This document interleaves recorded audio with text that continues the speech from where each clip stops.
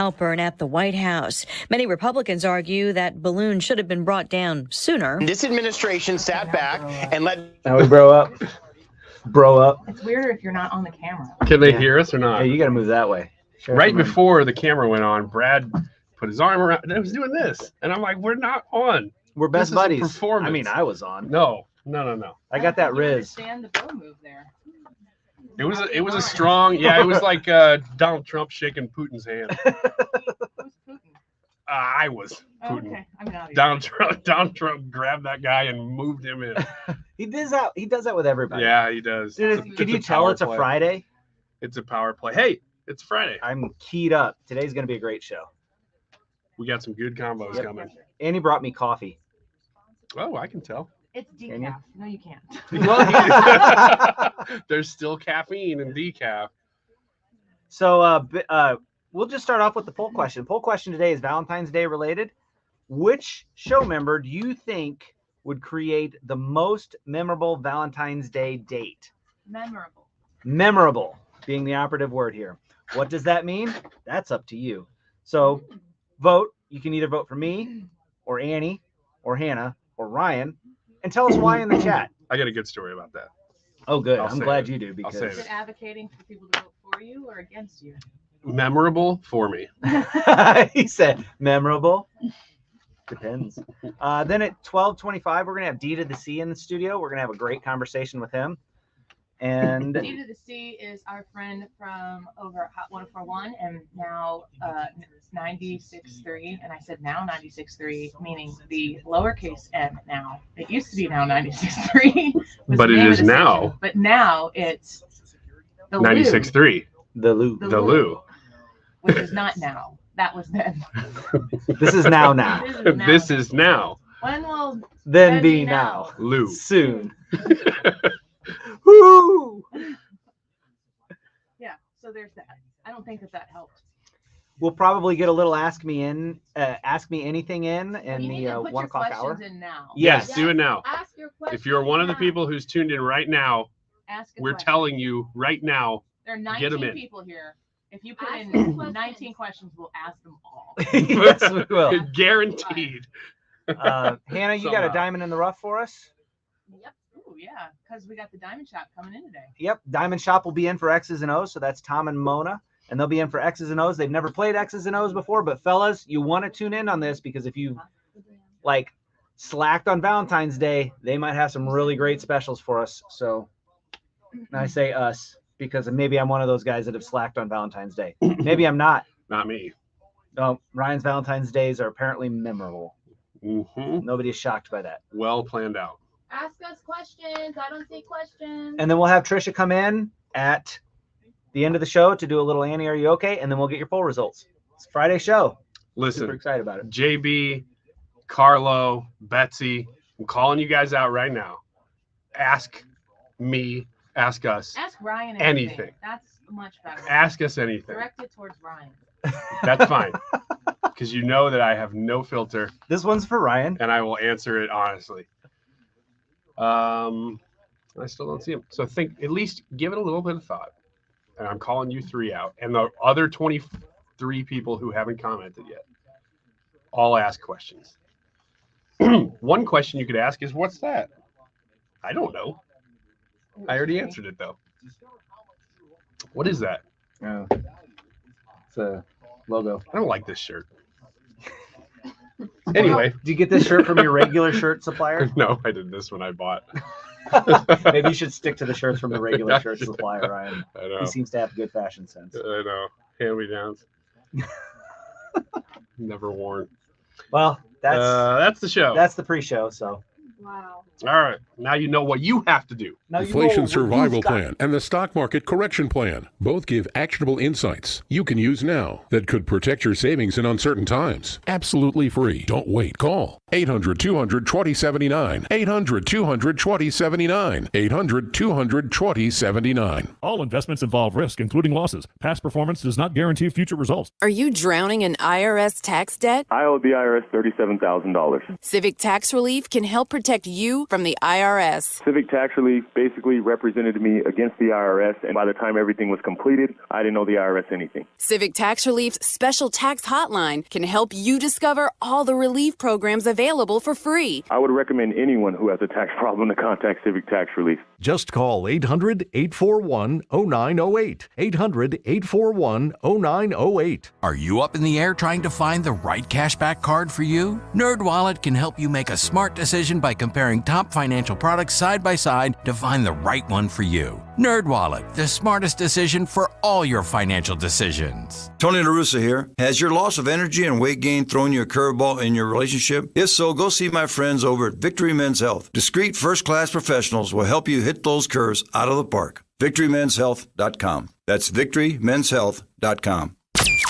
That is exactly what I needed to hear. Thank God someone here knows what they're talking about. That's us. That's right. Gotta love this American ride.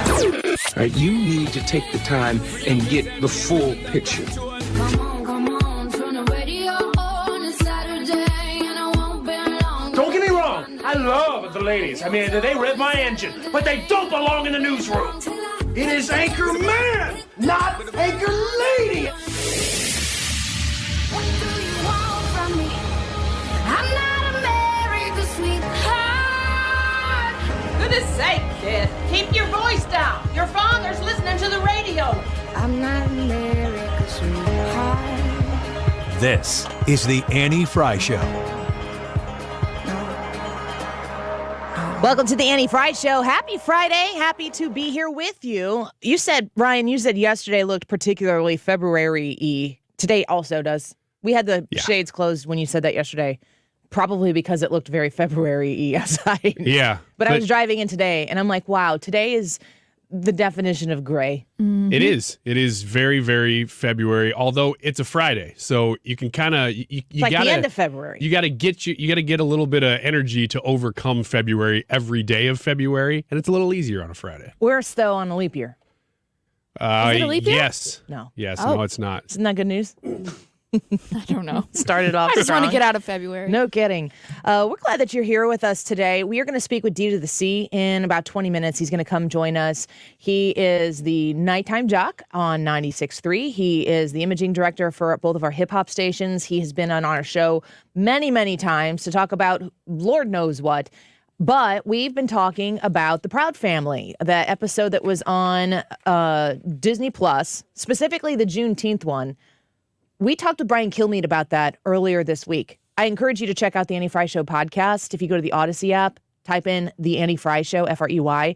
At the top there, you're going to see where it says follow. Just click that button, and then you're going to be connected to our podcast or wherever you get podcasts from, of course. But we spoke with Brian Kilmeade on the message that was sent in that Juneteenth episode and comparing that to the message of the American history. I guess I would say, as I know it, and as Brian Kilmeade knows it, they talked about Abraham Lincoln. They talk about Frederick Douglass.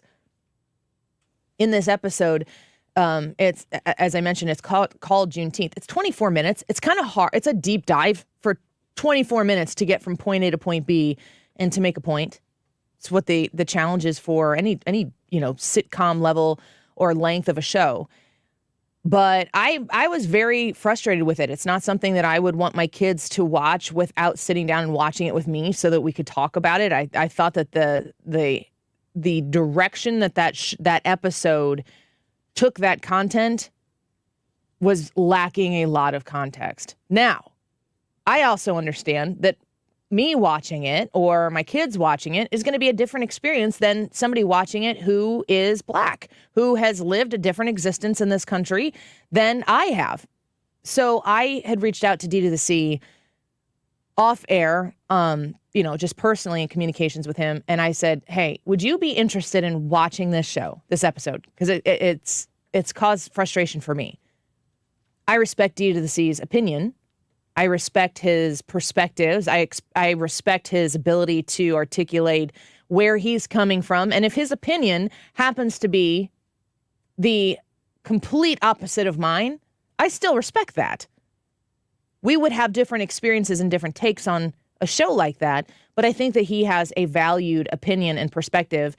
And if he watched it and was comfortable with it, I wanted him to come on the show and talk about it, just to give a little more dynamic to this conversation compared to, I mean, how many places, Brad, have you seen or different people where the Proud Family episode of some sort is popping up? I see it on Twitter a lot, and then I've seen it on Fox. I've seen it on different news stations. Yeah.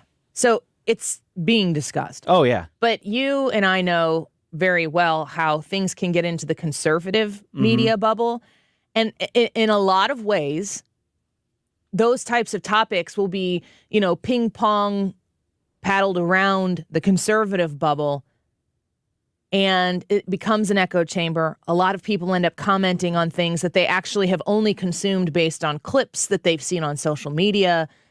And sometimes that's enough. You can dig in and there's really not more to see. Other times, I think that it's important to dig deeper into those issues and really challenge yourself to discover, is where my perspective is on this. Is it valid? Is it informed? Is it educated? Is there a blind spot where I'm lacking perspective just because I haven't lived a certain perspective? So I talked to D to the C about it, and he said he would watch it. He did. We had a nice talk out in the cabin. Brad was standing out there. I was like, I'm glad Brad's out here so that he can be a supervisor of this conversation, not because I was talking with D to the C, but because it was wide out there in the open. Yeah, like where everybody walks in and out Everybody. of the bedroom. Right next to the bathrooms, right next to the kitchen, right next to the table where people eat. And we were discussing deep and controversial things right out in the open. And he said he would love to come on the show and talk to us about it. So we're going to talk to him. He said I'm telling on you, D to the C, he's 53. And he's been in St. Louis for a long time, but he's moved around. So we're going to talk to him a little bit about his story. We're going to get his perspective. And I'm not asking you to respect him. I'm demanding that you respect his perspective because we want to bring it on the show and hear it. And I don't really 100% know what his take is going to be. We're saving that conversation for the air. But I'm strong enough in my convictions to be able to listen to somebody else's perspective, to know that it might be a little bit different than mine. We might actually align on things where I didn't realize we were going to align on them. We might learn something. I hope it's a good exercise. So the whole crew is going to be in here, plus D to the C. Did you ever see the Proud Family episode, Ryan? I know you don't have. Do you have Disney Plus? I think we do. I don't ever watch it. I don't have it on my version of the Roku. I think that's just for the kids' TV. But no, I haven't watched the episode, much like you just said. I've been consuming it in clips just as they kind of hit Twitter and they hit the show and stuff like that. Yeah. Well, it'll be a very interesting conversation, and it's an open conversation. If this type of conversation makes you uncomfortable, then you're probably not doing it enough. Right? Yeah. The challenging nature of it. Today's YouTube live chat poll, I'm very excited about. Which show member would create the most memorable Valentine's Day date? You have the four of us to choose from. Which show member would create the most memorable Valentine's Day date? If you go to the Annie Frey YouTube channel and you check the live chat portion, you'll see that the poll is there on the top, and you can vote and then comment as to why you voted the way you did. Hannah's watching those. Does anybody want to weigh in on that? I mean, we're going to get to D to the C in about 10 minutes here, but does anybody? I have a comment here from one. Terry. It says, I vote Brad since he's my husband. I will report back next week and let you know. I love that. No pressure. I love that, man. That was great. Terry, I see what you did there. Mad respect for that. You're going to have a good week. Terry, you don't have to wait. It's going to be awesome for me to have her make her own Valentine's Day card. Oh my goodness. See, that's what I'm saying. She could tell us now about the past. She doesn't have to wait for this one. Terry is great at making, nobody makes homemade. Is it like a Cricut? Yep, she uses a Cricut. And she personalizes them. They're so great. She could sell them. They're so well done. I bet you that she would love nothing more than a hand-drawn card from you. I have made those for her in the past. Fantastic. See, there you go. I was going to say, somebody who's really good at it, honestly, the worst thing you could do is make a better card than she could. Mm-hmm. So you need to stay in your lane, make her look good, make her feel good about herself, and know that it came from the heart. It is very much with her the thought that counts and the effort put in. I believe that. And so she's I don't want to be like, Terry's easy to please, but if you care about her and you try, that's all she asks. Well, Brad's just scratched the surface here on The Secret, right, Hannah? the implication that relax. She looks so scared. The implication. Uh-oh. Yeah, What? this is where you want to be watching. Although if you are watching the YouTube, she's just hiding in the little corner of the screen right now. For a woman in a relationship, you just really want to genuinely be made to feel like they care about you. Right. It doesn't have to be expensive. It doesn't have to be extravagant. It can be. I got you. It can be, but it's just the thought that counts. Right. And that is serious. People are always like, oh, girls just say that, but really they expect, all these nice things. No. Make it personalized. Maybe some girls, but not me. No. Right. My perspective on it is, and this is what I've come to learn in my years of, dating, that it's personalized. You show that you care by showing that you know the things that they're interested You've in. noticed. Yep. Yes. Ryan? I want to get out ahead of everything that's going to happen for the next 3 hours. Jaden said, I vote Ryan because I want to hear all about Wiggins America, LOL. Yes. Oh, wait, Jaded. I thought you said Jaden. I was very happy about that because what I want to say is that girls are going to be very willing to say, who probably is very thoughtful about this is Hannah or Annie.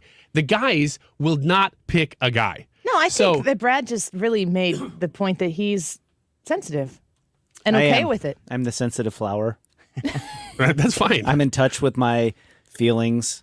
I usually put them in a cage way deep down, but they are there. But and I go and talk where to them. locate them. I talk to them every now and then. That's great. I'm encouraging you all to bring out your inner caged up feelings and don't worry about who you're, because the guys are going to go, well, I got to vote for either Hannah or Annie because I wouldn't want to date Brad or Ryan. I don't think so. I think this isn't a question of who you want to date. No, it's who would create the most memorable Valentine's Day date. And I bet you that there are men listening who would want to support their brothers in arms and vote for the better man. There might be men listening that think, hey, give me a piece of Ryan. There might be. There might. That's not what I'm looking for at all. What I'm saying is, oh, just take the compliment, Ryan. No. You're irresistible to some people. It's amazing. Oh my gosh, it's really watching now. Unique few. And yes, all of those things are a given. But what I want to point out is that you can come up with a good idea regardless. So that's what I'm trying to get ahead of. Hunter says, Ryan, I would totally go on a bro date with you. No. Boo. No. Don't interrupt the end. Oh, he says, okay. Ryan, I would totally go on a bro date with you. Boo. He called me boo? Yeah. Okay. So he wasn't saying I would go on a bro date with you, boo, like he's booing No, himself like for he's calling thinking the you thought. boo. Okay. It's a pet name already. He can clarify if we're wrong. Yeah. So he says, in fact, I voted for Ryan. He voted for you, and he wants to go on a bro date with you. Thank you. You're just asking right now for sympathy votes. Kind of. You're trying to throw the whole poll just so that because you're trying to say, I know no one's going to vote for me. Well, I mean, I'm not saying I know no one's going to vote for me. I would be the most likely person to vote for, I think, is what I'm saying. Because you would create the most memorable Valentine's Day date? Yes. Well, he'd play the guitar, sing a song. I can do all those things. I'm not saying I can't. Hold a guitar. Tune it for 15, 20 minutes. Rick Richards commented and said, I can't afford Valentine's Day. Valentine's Day does not have to be expensive. Hannah's on it. Mm-hmm. It could just be you and a checkered blanket and a picnic, Yeah. Blanket. When I look outside, that's what I'm thinking about right now. Very few items. just you and a checkered blanket. You're just by yourself. You don't have anybody else there. That would be memorable. It sure would. Drinking champagne, looking at the clouds, saying, oh, that one looks like a smiley face. Just you and yourself. Again, I reiterate that the question is, which show member would create the most memorable Valentine's Day? Memorable. You might be underselling yourself a little too much, Boy, that Ryan. was something else. Yes. The votes are switching up. You got to this conversation. No kidding. Go to the Annie Frey YouTube channel. The comments are going to be the gold here today. So you need to go vote. Cast your vote for whichever show member. We all discussed this ahead of time, and we were all okay with it, except for I don't know if we cleared it with Ryan. No, nobody told me anything. I walked in, you guys were like, here's what it is. That's Brad's fault because I told Brad, and he brought Hannah in. I never clear anything with Ryan as far as that goes. You don't? No. Oh. Everything's completely fresh when I walk in the studio. I don't know what's happening. That's also weird. So go vote. We would love to hear your comments and to read those poll results at the 2:45 segment at the end. Hannah always has those for us. You can also let us know how you are celebrating Valentine's Day, if you're celebrating Valentine's Day, in the chat. We're going to do it 1:25 p.m. today. Ask us anything.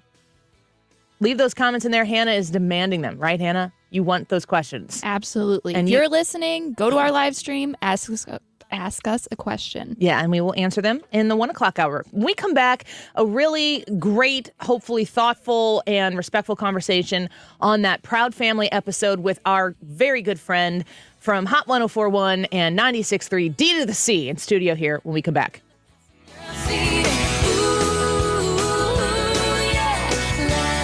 You're listening to The Annie Frey Show on St. Louis's home for conservative talk. His muddy river hair and his 1,000-acre plans. I'm all sugar like a quarter in a can. Ain't life sweet?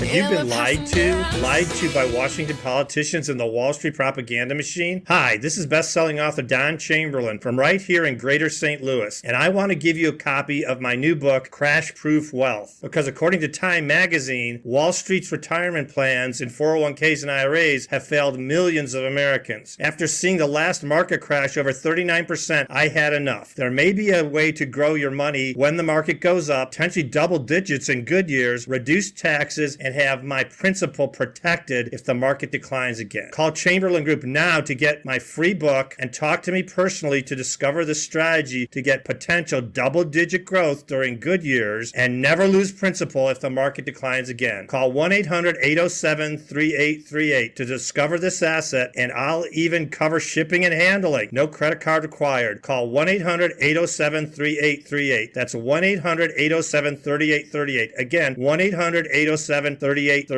Shopping for flooring? Go to Michael's Flooring Outlet. Pretty simple. You can shop elsewhere first, but just before you make that final decision, give Michael's Flooring Outlet an opportunity to earn your business. Why will they earn your business? Well, first and foremost, they have amazing quality products at great value. For me, if I'm making a large purchase, that's what it all comes down to. Am I getting the quality that I want to have, the lasting quality for the best value? It's very important, and Michael's Flooring Outlet understands that. They pair that with the best sales staff around, the customer service that you're going to get at Michael's Flooring Outlet to help you navigate all of your options, the different brands that are available. If you're shopping for carpet and you need something that is hypoallergenic, maybe you've got pets in the house, or maybe you have people who come over and they have allergies and you have a pet and you just want to do everything you can to accommodate that situation. They have the Mohawk Smart Strand brand that's going to help you with that. They have all pet brands or finishes that are going to be able to make sure you can stand the test that those pets are going to live on that flooring. If you are shopping for flooring this weekend, visit Michael's Flooring Outlet. You can go online right now to igotfloored.com.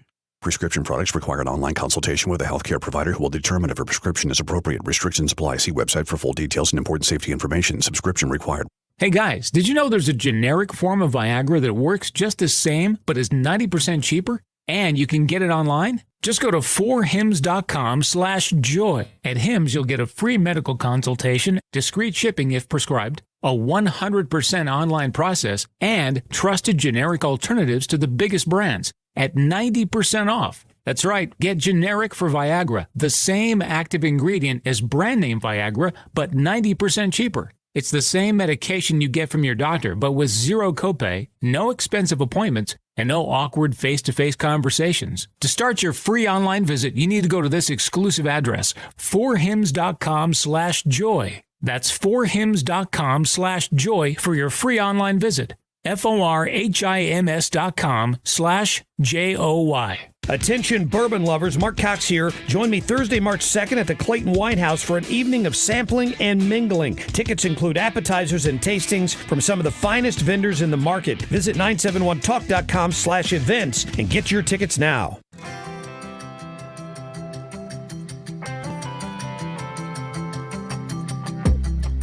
We've been turning into strangers. Now we barely even touch.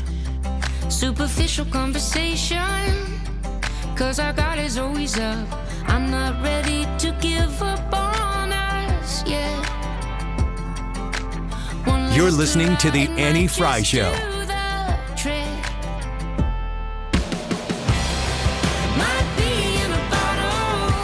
Follow Annie on Twitter @AnnieFryShow.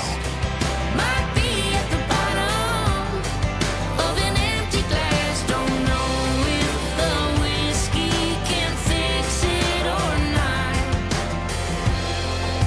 But baby, it's worth a shot. One shot from the top of the shelf, maybe two, what the hell? 'Cause we've been on the rocks.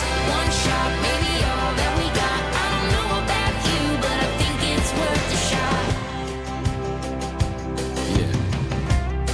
If we could lose our inhibitions. What's Jubilee? That's what they called Juneteenth back in the day. Wait, you mean they still weren't free after Juneteenth? How did that happen? The Emancipation Proclamation only applied to Confederate states. Union border states were not required to abolish slavery. So it's true. Lincoln really didn't care about freeing enslaved people. Actually, he wanted to deport us.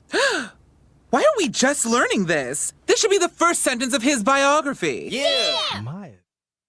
So that's from an episode it's The Proud Family, Louder and Prouder. It is the reboot of a show that I've heard a lot of people say, man, I grew up watching this in the early 2000s, and it wasn't like that at all.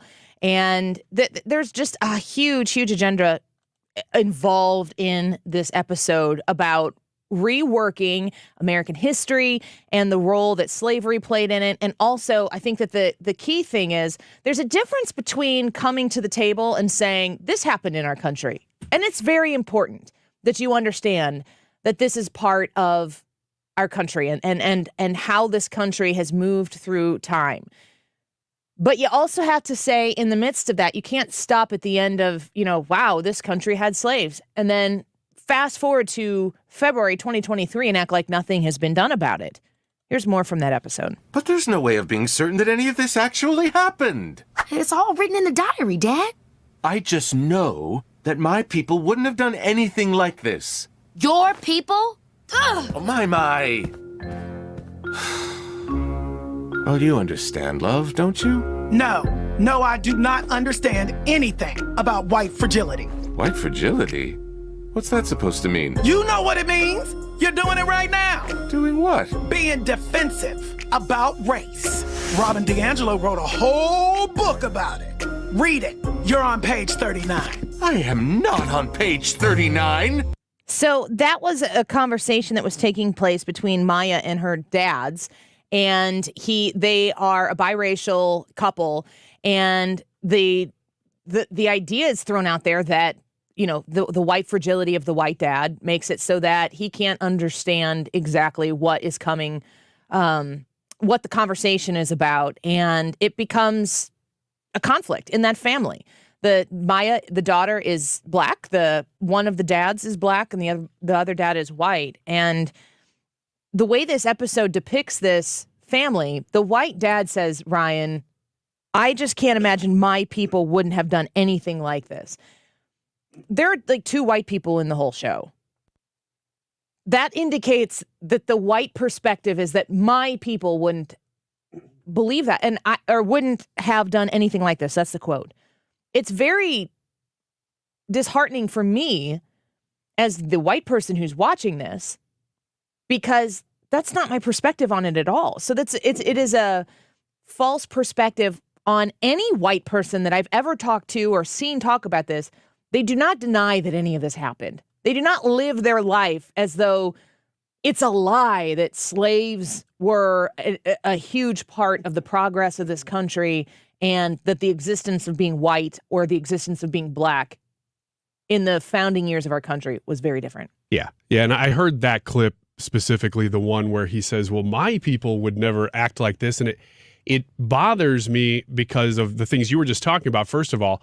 But I've watched a show that's been advertised quite a bit. It's a similar thing. That's why I'm bringing it up. It's called Poker Face. It just came out on Peacock, NBC's Peacock. What's the target the target demo? It's much older, but there's a similar principle at play. I'm watching an episode, and they had, of all things, the main character, Natasha Lyonne, listening to conservative talk radio on her drive. Oh.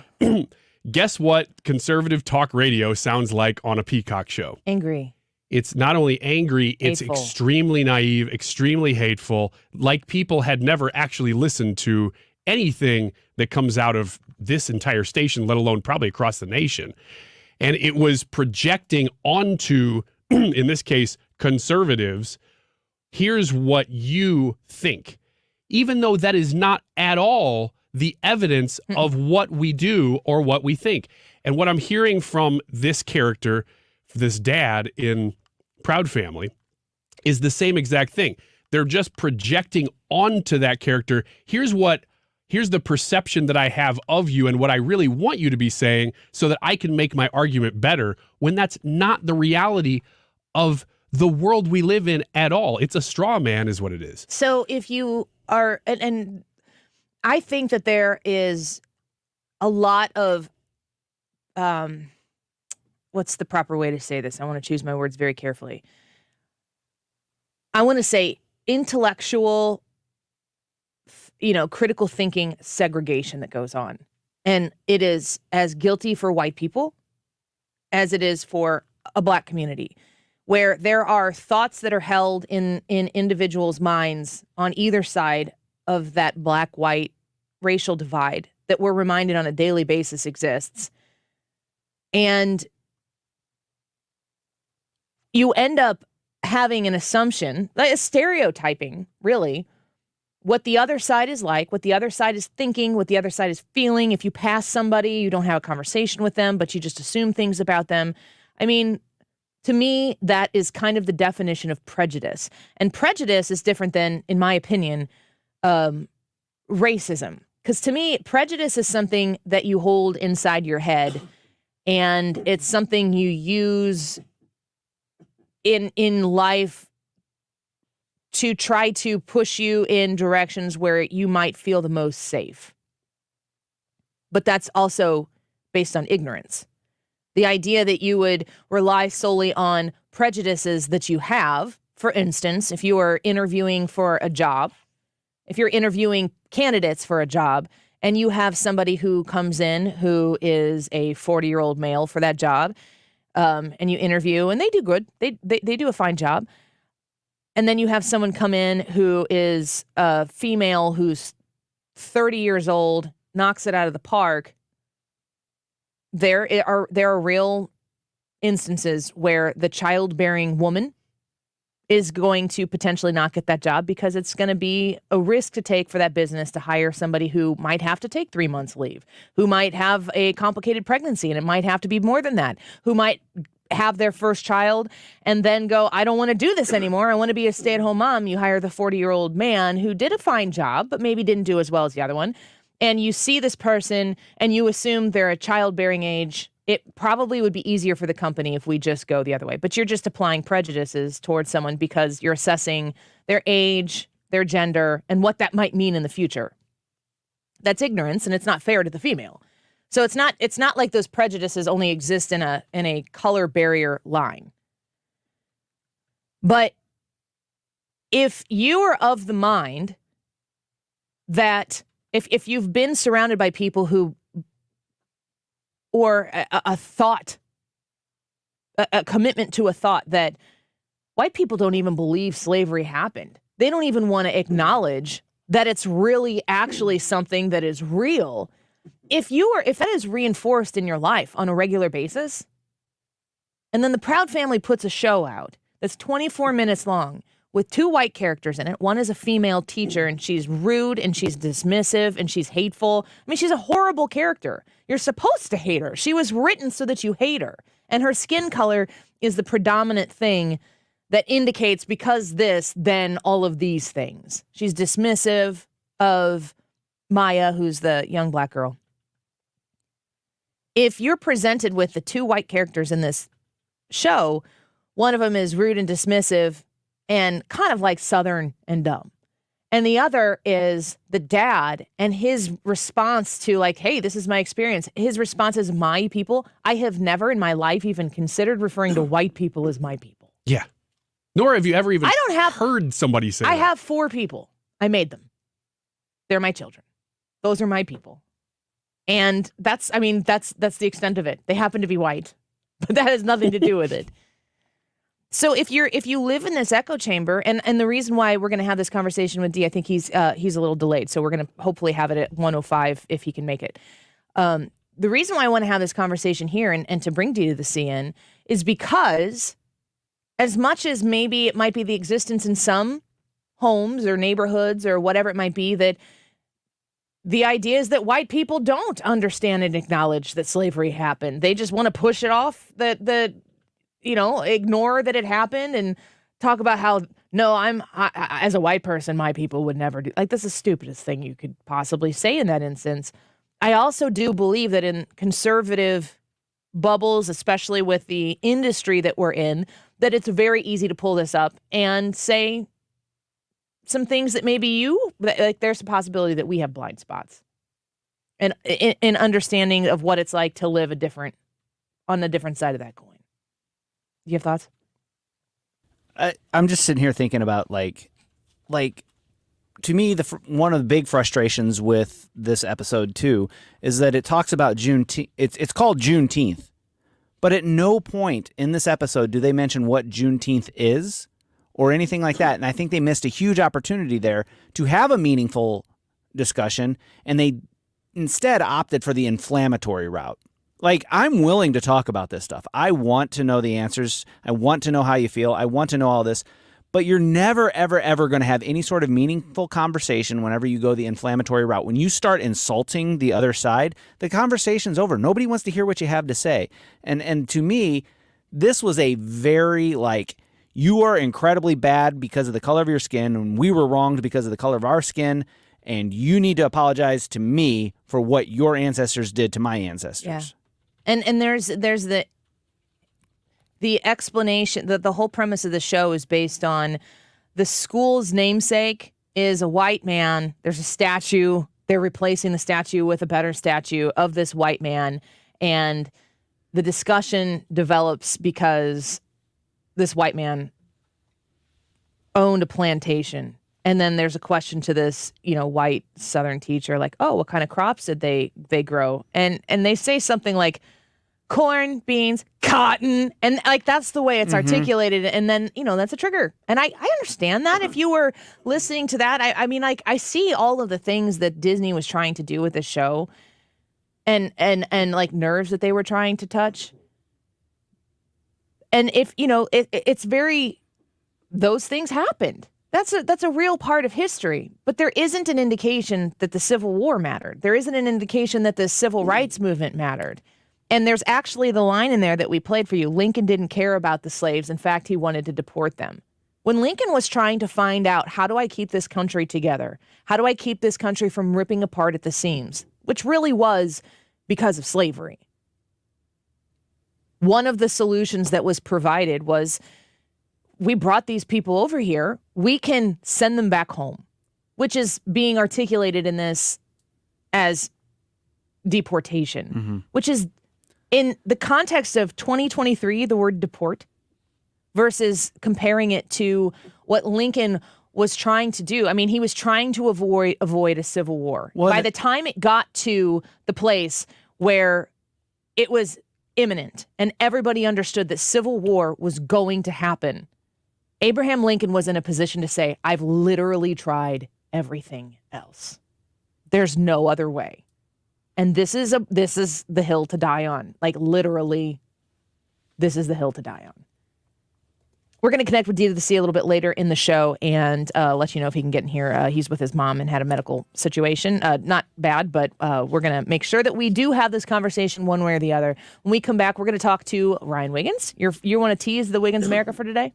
It is about the way we make friendships pre-COVID, after COVID, and also just at different phases in your life. I want to have that discussion with you guys. All right, Wiggins America in studio. When we come back, don't go away. One last hurrah, it might just do the trick. Find the podcast, on-demand audio, and more at 971talk.com/Annie. Little proof from the past might be at the bottom of an empty glass. Don't know if the whiskey can fix it or not, but baby, it's worth a shot. Walk in sees clearly thanks to Doctors Birdie and Maholtred Ophthalmology Associates. You can too. Go to youridoc.com today. That's youridoc.com or call 314-966-5000. Ophthalmology Associates. Next Monday, my kiddos are going to their doctor's appointments, their dentist appointments at Foley Dental Group. And I love being able to send them to a place that is going to have their best dental care needs at the forefront of their experience. They're comfortable. They have no qualms whatsoever when it comes time to go visit the dentist. There's no trepidation about the process. Foley Dental Group provides a whole healthcare response. When you go sit in the chair there and they check your teeth out, they can do so much to help your whole health. I've heard it myself. I've experienced it myself. And the experienced dentists that they have are always looking out for your best interest, giving you options so that you can participate actively in your dental health care. They have folks who rave about the experience there, in addition to me, and the brand new facility, top line facility at 159 and 270 is where you can go schedule your new patient appointment with Foley Dental Group. Yep, they're taking new patients. Give them a try. Trust me, I send my children there. Can I give you a better recommendation than that? FoleyDentalGroup.com. You can call them at 618-288-9670, 618-288-9670, online at FoleyDentalGroup.com. You're listening to the Annie Frey Show live from the Air Comfort Service Heating, Cooling, and Insulation Studio. Bundle up and save 20% on new HVAC system and attic insulation. To make your home more energy efficient and to get into your comfort zone, visit aircomfortservice.com. This is where real local and national accountability happens. This is 97.1 FM Talk, St. Louis's home for conservative talk. Peace up, A-Town down. Yeah. The Annie Frey Show is streaming online. Watch us live on YouTube and subscribe.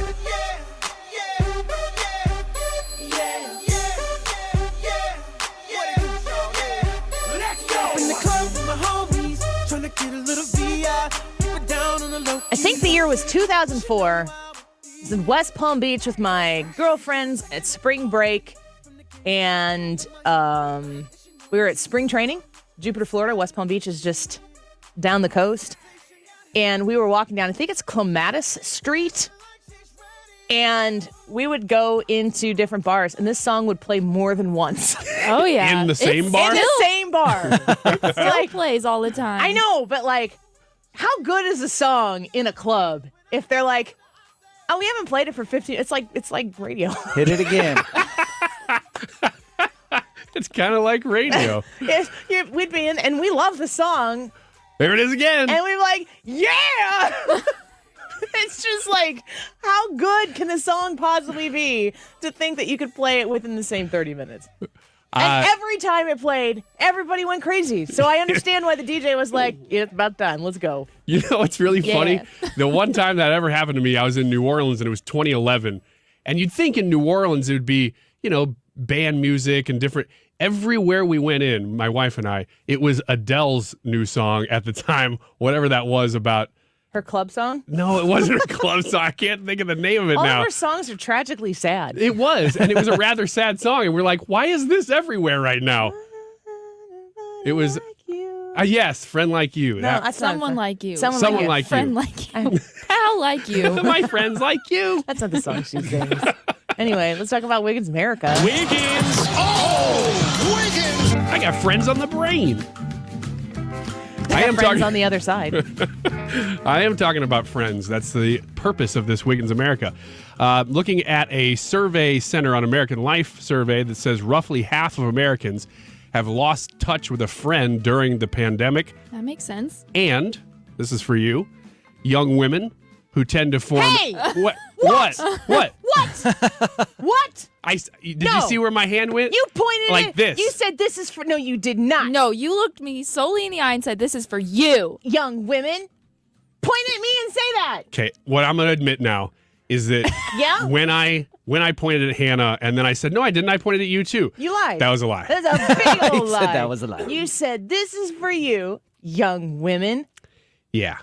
So anyway, Hannah and Annie. Mm-hmm. Old man. I mean, if you want to participate, it's entirely up to you. Oh, you're going to give me a pass? It's On a our free own pass. show. Either you can or you can't. It's a hall pass. Ryan's like, Annie, you were young once. So you might remember this. More recently than him. This is true. True. I was never a young Okay, what's woman. the question? Young women who tend to form deeper connections with friends and rely on those relationships more suffered more acutely during the last 2 years. Nearly 60% reported having lost touch with at least a few friends, and 16% said they're no longer in regular contact with most of their friends. And they went into a couple different, case studies with different young women especially, but just people in general, saying that for the most part, most people lost touch with friends, even though we had the ability to still talk to everybody. You lost touch with them because being with people is so much more impactful than just texting with them or Zoom calling or whatever it is. Do you find that to be true? I'm pointing at Hannah right now. I will confidently say The that young people in the room. Go on, Hannah. I Get will it out. confidently say that my friends and I never lost physical connection because we never let COVID come in between our relationships. Even when it was peak COVID, I was like, I'm not letting this ruin my life, slow anything down. We still saw each other. I remember when it was scary and nobody really knew what it was about at the time, we would meet up at our high school and sit at our cars outside and talk to one another there. But then after 2 days of that, we're like, forget this. We're getting close. So we always Do you think that's talked. what a lot of people did? How old were you when COVID hit? I was a senior in high school. I was 17. I remember in O'Fallon there was a lot of kids hanging out in the cars in the parking lots of the schools and whatnot. You would drive by there at 7, 8 o'clock at night, and there'd be these pickup trucks with people sitting in the back of them. They just sitting around talking. Huh. At the very beginning, or was that deep into it? I would say within a week.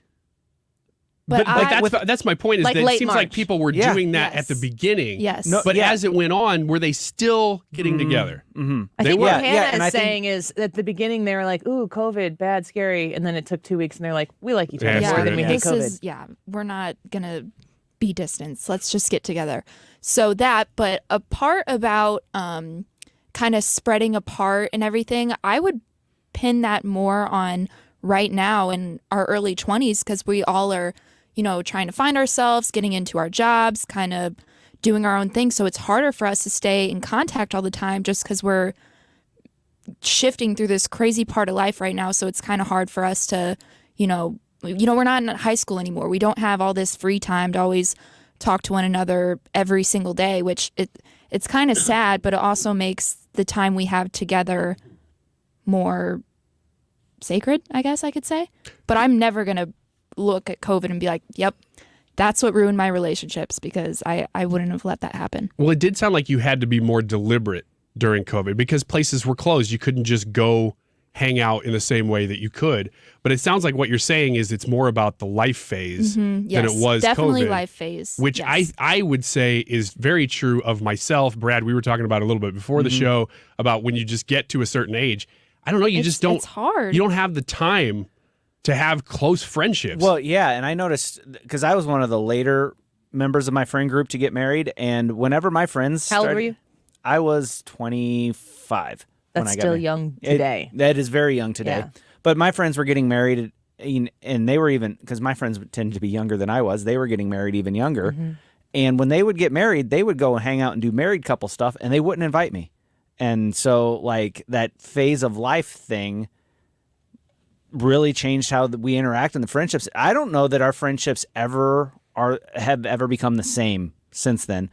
I still hang out with most of them. Other life situations have taken some of those friends away, but yeah, I mean, it is. Don't overlook life changing, and that changes how you hang out with your friends. And it changes who you hang out with, too, because you end up finding out that maybe you don't have the same interests anymore as your friend group, and you start hanging out with other people that do have those same interests. It's just the way life is. Yeah. Do you ever feel guilty about that, though? I mean, all the time. Annie, do you ever feel that, it's my responsibility to stay in touch with these people and I'm not doing it and I feel bad about it? I'm 38. I have 4 kids. There's probably a time where I would have maybe taken it personally if somebody wouldn't have been available to hang out. But I was one of the first to get married of my age group. Charlie, my son, was the first baby anywhere to be found from my generation. Cousin, like he didn't have any cousins. Our friends hadn't had babies yet. And it all kind of started happening afterwards. But it's not, your priorities change. How could they not change? And I mean, like, I hear what you're saying, Brad, and I understand if you're on the different end of that, if everyone else is getting married first, that becomes difficult. I never felt the need to like exclude people because they weren't married and they wouldn't understand. But, the friendships that last are the ones that are meant to last. And I have so many friendships and acquaintances with people who I don't see them for years and years, and then we get back together and it's like we didn't miss a beat. And Those are the best. I do not take that personally at all. I hope that they don't. There is no time. I don't have time. Like, it's hard for me, and I've talked about this before. But I think a lot of people listening, every once in a while I'll get messages from listeners who are 20 years past this point in their life. But I'm 38. My husband just turned 40. We have a kid in junior high, a kid in 5th grade, 1st grade, toddler. We both work full time. We are very active outside of our jobs and helping our kids in their sports teams and stuff. We don't have free time. My husband and I don't really have free time for each other. And that's the only thing that as far as time management goes and who I see. And it's like, if my husband and I can't find a whole lot of time for each other, then I'm not really worried about the people who are like the next ring out. Like, we spend time, and that's not to say my husband and I don't spend time with each other. We spend all of our time with each other, but we're always doing things with other people. I coach the volleyball team, and he'll kind of help me along with that if we need to. He coached the boys volleyball team. I helped him with that. He coaches the girls basketball team. I help him with that. He coaches the baseball team. Like, there's no time. But we're always at the same place together. So we're always with each other. But if you're trying to work in people who are outside of that, most sacred relationship that I have with my husband, and then our spare time is often spent with my parents or his parents, family that's in town, it just seems to me like the people who are in that same walk of life with me, they're doing the same thing. And we will intersect on a Saturday where we're like, hey, you do anything tonight? No, you're free? Oh my gosh, let's go. And then we do nothing together. And that's super fun. One of the things, I've talked about this before, but we have what we refer to as Sweatpants New Year's. And essentially that developed out of my son being born the day after Christmas in 2009. And the idea was like, what do you do for New Year's? And we were like, we're sorry, we are not capable of like doing New Year's party things.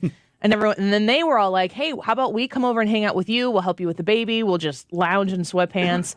I think we all napped a lot. And it like after that happened, we were like, that was the best thing ever. And we've been doing Sweatpants New Year's now for 14 years. Is that right? 2009.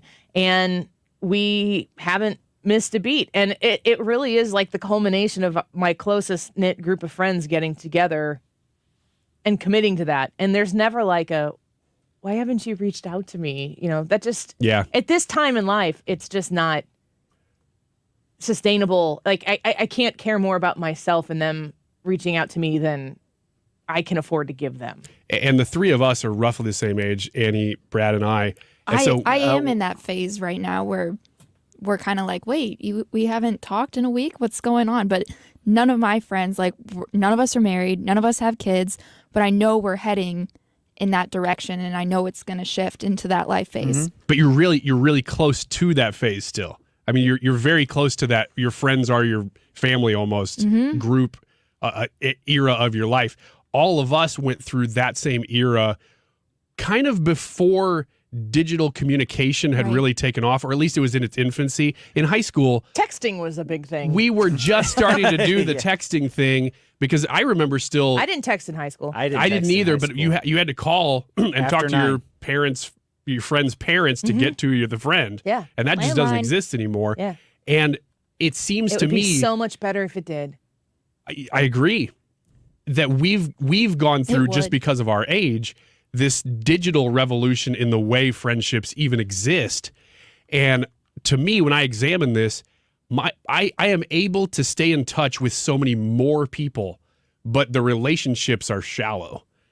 And I don't have the depth that I want with these people. Let's be real, though. Do you want deep relationships? With a couple people, I would love it. With all of those people. I mean, like when we're talking about being able to stay connected with a lot more people, do you have the time to have deep relationships with all of those people right now? No. But there are probably 5 people that I would really like to spend more time with.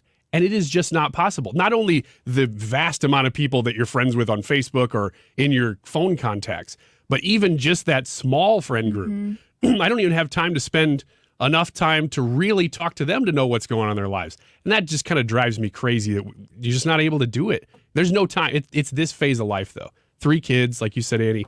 It's mainly about your spouse and just making sure that the food is on the table. Yeah. Most of the time. And the kids are alive. Then they're the same kids you started with that day. Yeah. 1, 2, 3, 4, and they're all the same. I have ones. low standards. There's no possible way I could upgrade them. They're the best kids ever. At the end of the day, I'm like, put them in bed. Make them sleep. It's just, you get through the day. Some days are better than others. Every day's a good day, though. Let's take a quick break. I think we're going to have D to the C in studio with us when we come back. We're going to have that proud family conversation. We hope that you join us and participate. And as somebody said last week, I think it was, you've got 2 ears and 1 mouth, so listen twice as much as you speak. We're going to do that when we come back. Don't go away. Conversation got heavy. She had me feeling like she's ready to blow. Hi guys, it's Mark. Valentine's Day should be a day to look forward to, unless you have erectile dysfunction. Don't ruin this Valentine's for you and your special someone. It's time to get the solution you want, not depend on the pills. Pineview Medical Clinic uses the most powerful form of wave therapy. This is a technology clinically shown to repair blood vessels and improve blood flow. It's backed by 60 clinical studies, including from Cambridge University. Are you ready to make Valentine's great again and get the results you want in the bedroom? Call us now and you'll qualify for the assessment and blood flow analysis totally free. You'll also get a gift that can produce rapid and powerful results in the bedroom in minutes. You're going to love that one, guys. Trust me. This is an unprecedented offer worth hundreds of dollars, but call today and qualify totally free. Call 314-530-7777. That's 314-530-7777. Guys, put a stop to your erectile dysfunction and get your life back. Call Pineview Medical Clinic now to qualify. 314-530-7777. I'm Brian Westbrook with Coalition Life. Over the past decade, Coalition Life has served thousands of women in crisis pregnancies, helping to save the lives of the children that they carry. Help us build a better community while also reducing or completely eliminating your Missouri taxes with a 70% tax credit. A $1,000 donation today to help these women could cost you as little as $141 out of pocket. Learn more at coalitionlife.com, coalitionlife.com. Thank you. It's the time of year where podcasts, radio stations, and TV channels share stories about the Black community for a whole 28 days. I'm Fami Redwood, host of the podcast Beyond Black History Month. We tell Black stories year-round, from dangerous hair products, clumps of my edges begin to come out, to the 50th anniversary of hip-hop. Hip-hop was about keeping it real. Listen and subscribe to Beyond Black History Month on the Odyssey app or wherever you get your podcasts from. I'm Howard Mackler of GetRefunds.com. You might have heard me talk about the payroll tax refund for businesses who kept employees on payroll during COVID. But today, I'm not going to do the talking. I'm letting a real GetRefunds client tell you everything. Hello, I'm Steve, certified arborist and owner of New Century Tree and Lawn. I heard about the payroll tax refund and GetRefunds.com on the radio. When COVID hit my business, we dealt with shutdowns, strict sanitation procedures, and many extra expenses. Since then, we have been affected by product and labor shortages and massive inflation. GetRefunds.com got me approved for the payroll tax refund. With that money, it has allowed me to cover expenses, pay off debts, and plan ahead for next year with a positive outlook. If you have a business, you need to go to GetRefunds.com and start your claim now. GetRefunds.com helped their business, and we can help yours too. Go to GetRefunds.com and see if you qualify in just 8 minutes. GetRefunds.com, powered by Innovation Refunds. KFTK FM Florissant. From the Under Law Injury Lawyers, GetJim.com studio. 97.1 FM Talk. Always live on the free Odyssey app. Keep part of the spy balloon is found. Lisa Brady, Fox News. However, it won't be recovered yet because of rough seas off the South Carolina coast. Fox's Brian Yennis is there. Fox News can confirm that the payload attached to that Chinese spy balloon has been found underwater. It is mostly intact. It weighs about 1,000 to 2,000 pounds. It's about the size of a bus. That payload is so important because that's where the majority of the onboard electronics are said to be found. Over the last couple of days, more and more underwater unmanned vehicles have been sent to South Carolina to help in this operation, as well as sonar technology. The FBI says so far it has a small amount of electronics and the balloon canopy. Recovery operations now suspended at least until Monday because of conditions, strong winds and hazardous seas. The FBI is spending several hours at the Indiana home of former Vice President Mike Pence as part of the classified documents probe. Following the discovery of a small number of documents with classified markings, described by former Vice President Mike Pence's attorney last month as inadvertently boxed and transported to Pence's home, and for which the FBI had already taken possession. This follows the discovery of classified documents at the properties of both President Biden and former President Trump, as well as ensuing investigations. Fox's Jeff Manasso, a source tells Fox News today's search is consensual with a Pence attorney present. Pence is in California visiting family after the recent birth of his second grandchild. One of the fired Memphis police officers charged with murder in the traffic stop beating of Tyree Nichols had also been accused in the beating of a Shelby County inmate, a 2015 incident so disturbing it prompted a warning from other inmates to the corrections director about the officer, Demetrius Haley. It is not clear yet what happened with that investigation. America is listening to Fox News. It's Jesse Kelly here. I can't afford to lose 30% of my 401k or IRA again, and I'm assuming you can't either. Call Oxford Gold. Securing your IRA or 401k with real gold and silver is a portfolio protection plan, and Oxford Gold has made it easy as 1, 2, 3. One app, one call, and you pick your precious metals. That's it. You now own precious metals. Call Oxford Gold today to learn more about the 1, 2, 3 protection plan. 833-404-GOLD. 833-404-GOLD. It can be dangerously easy to steal your identity during tax season because so much sensitive info is all together. Before we start the annual meeting of Sean's personal info, has anyone seen Social Security number? Not me. Nope. Nuh-uh. Oh no. He's been stolen. LifeLock by Norton makes it easy to help protect yourself. If you become a victim, we'll work to fix it. No one can monitor all transactions, but you can save up to 25% off your first year with promo code NEWS at LifeLock.com. Identity theft protection starts here. Air Comfort Service, heating, cooling, and insulation. Weather. Chief Meteorologist Dave Murray. The big deal this afternoon, it is colder. It's a bundle-up time. 38 for the high. Tonight, crystal clear skies, light winds, cold times. A drop out of the 30s this evening, 22 for the low. Saturday, sunny and chilly, 42, 25 Saturday night, and Sunday, sunny. Cold start, but better Sunday afternoon, 55. This is 97.1 FM Talk. Chief Meteorologist Dave Murray.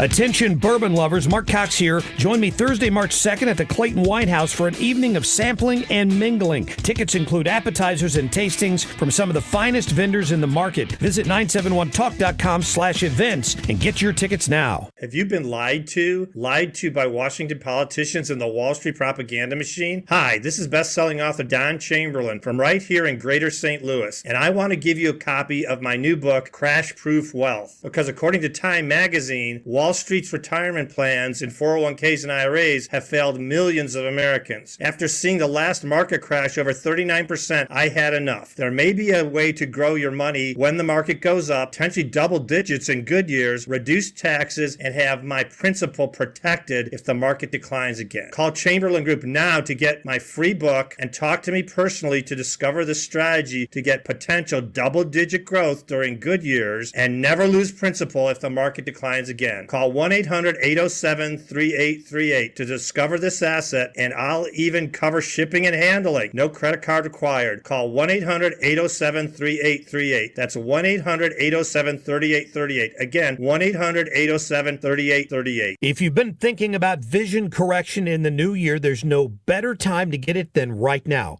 Mark Cox for my friends at Brenton Vision. They have everything you need to help achieve that crisp, clear vision you deserve. Call them at 314-375-2020.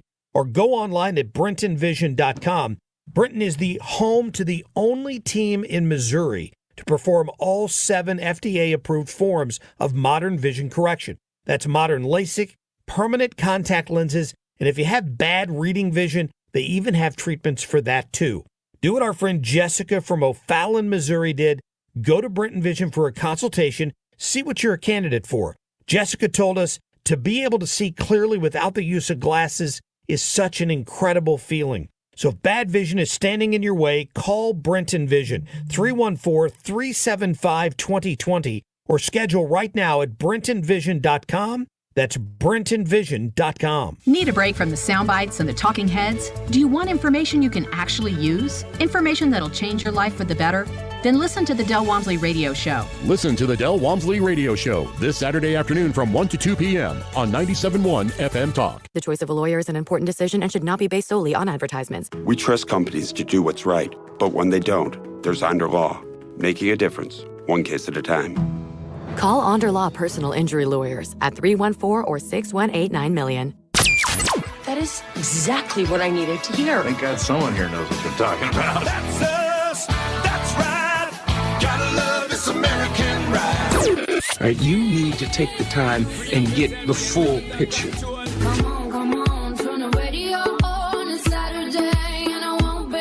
Don't get me wrong, I love the ladies. I mean, they rev my engine, but they don't belong in the newsroom.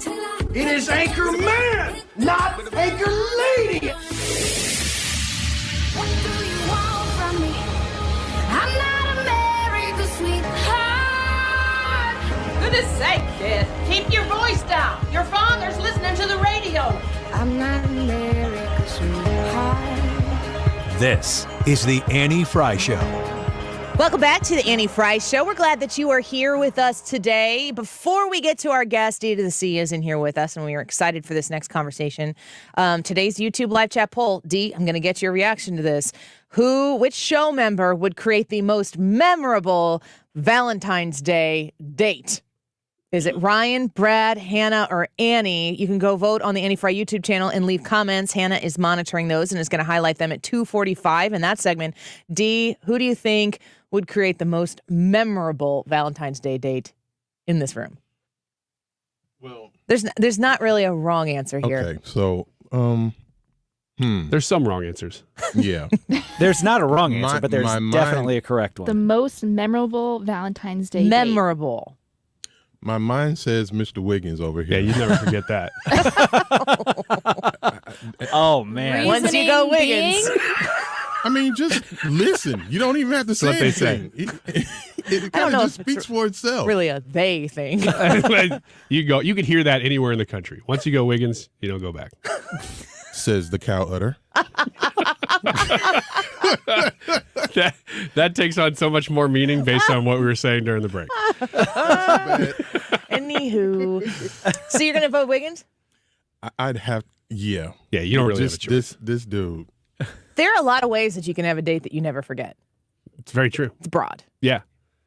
I wouldn't use the word broad because I'm not a misogynist. A gentleman? Yeah.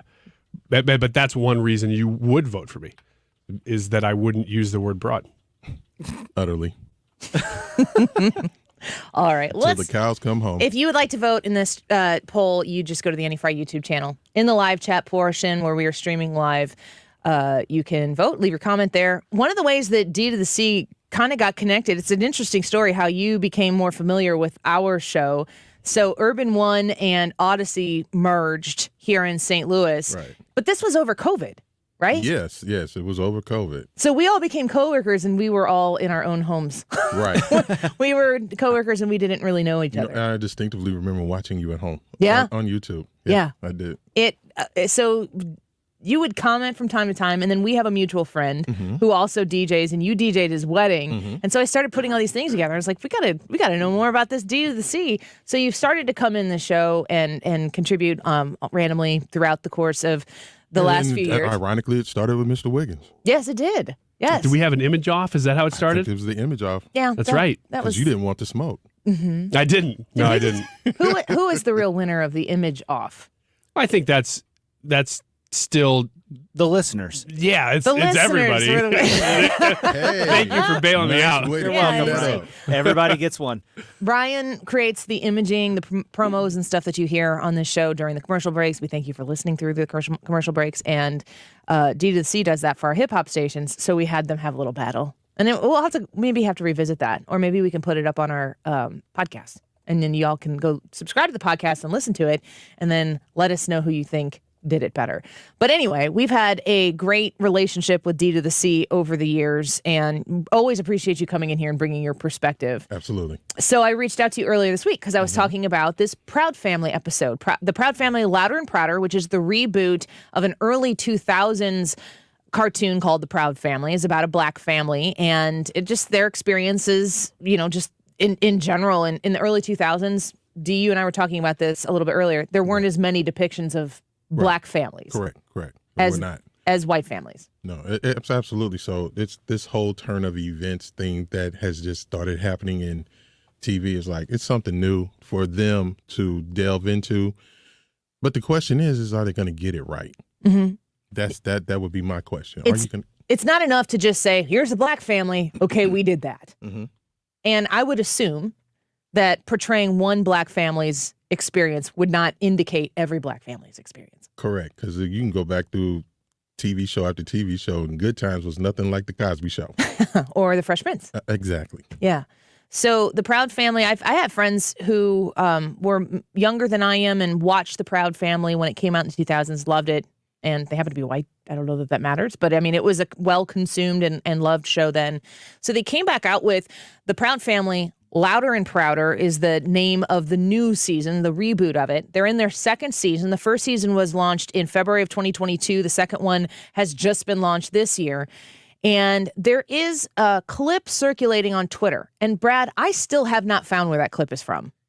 Yeah, I thought, well, maybe this would be in one of the other episodes, and I kind of poked through some of them, and I can't find where that episode would be. The big thing that's being discussed on Twitter is it looks like a clip from the Proud Family, Louder and Prouder, and they're on a stage at like a talent show, and the clip that you've probably heard played over and over is they're saying slaves built this country, and then they go through what did you call it? Slam poetry. Slam poetry. I've seen this with some of the HBCU, that type of stuff, and they articulate a known experience to them based on history and so on and so forth, asking for reparations. And so when I saw that, I didn't want to just react to the clip on Twitter because I didn't know 100% where it was from. So I was scanning through Disney Plus on my television at home, and I saw the episode that said Juneteenth. So I watched the full episode with my husband, who's a history teacher, and that clip was not in there. So, and I have asked people, I've gone back on Twitter and said, where is this clip from? Nobody's responded to me. Mm-hmm. But in the midst of that, watching this full 24-minute Juneteenth episode, I've given my take on it here quite a bit.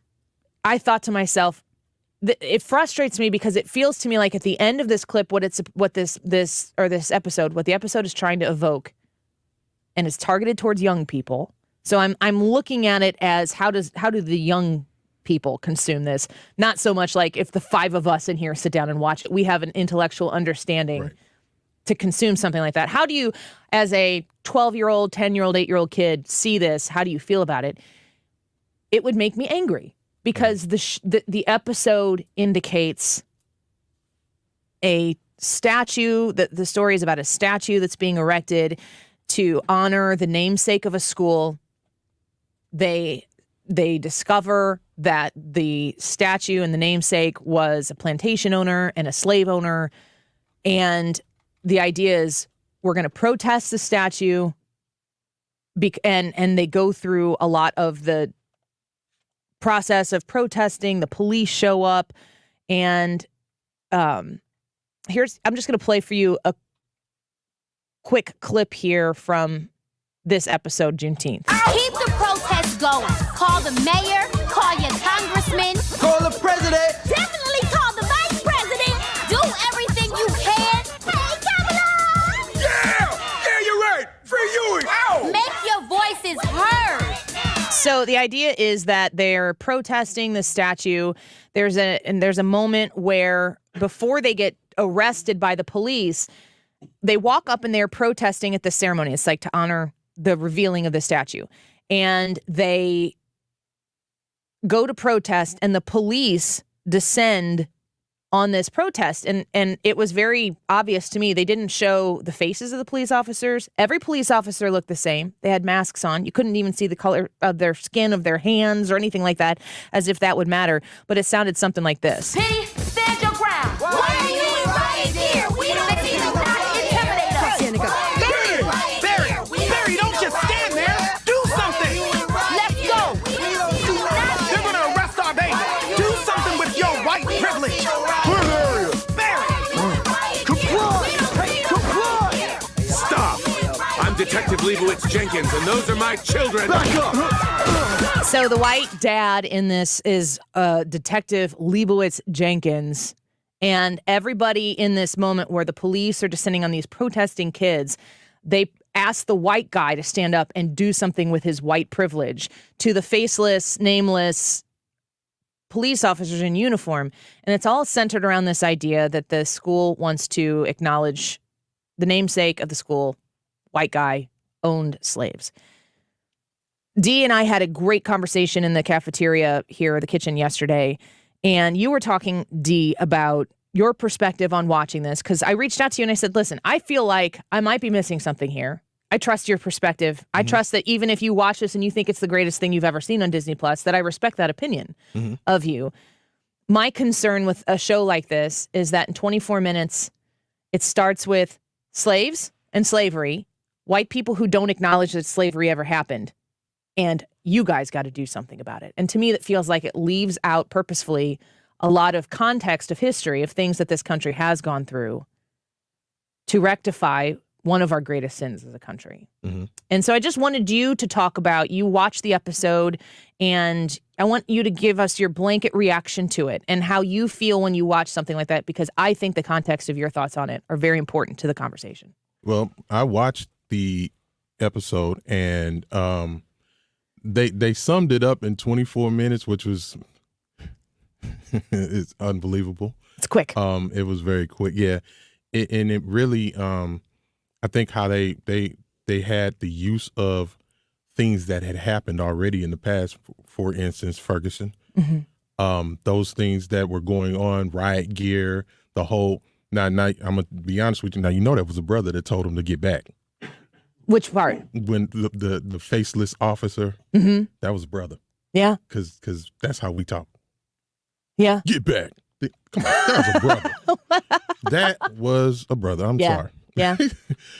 So the way that they meticulously did this, from a political standpoint, was kind of right, but and as we spoke before, it's like certain things. I don't know if Disney is the company to actually say to do this the right way. I don't know if they're the right company to do it, but the mere fact that they took the opportunity to do it, I have to give them their props on that. But at the same time, you can't sugarcoat what has happened in the past, and nor can you sweep it under the rug, because it's the truth. It is what it is, and sometimes the truth bears hurt behind it, regardless of whether it's my people or if it's anybody or any other culture. It bears some hurt behind it, and it's like I said before, I can go back as soon as my mother, to my mother, who was born in Mississippi, where they had to walk to school and hide in the ditch so they didn't get caught, or taken or anything of that. There was a whole thing that was a real experience of your mom's. This is not something that you hear about or that people talk about. That's your mom's lived experience. Exactly. So, and the only way that it trickles down is because as kids you hear, okay, make sure that you are watching your sister when you walk into school. Make sure you guys hold hands. Make sure you are aware of everything that's going around you. Back then, they had block homes. So where are the block homes now? But those things you have to pay attention to. So for a show like The Proud Family, we didn't have that coming up. There was no easy way to explain anything. Matter of fact, there was no easy way to explain it in school. It's like, okay, this is what happened. This is what it is. Here's where you are right now. Mm-hmm. It's like, okay, well, what do we do with this?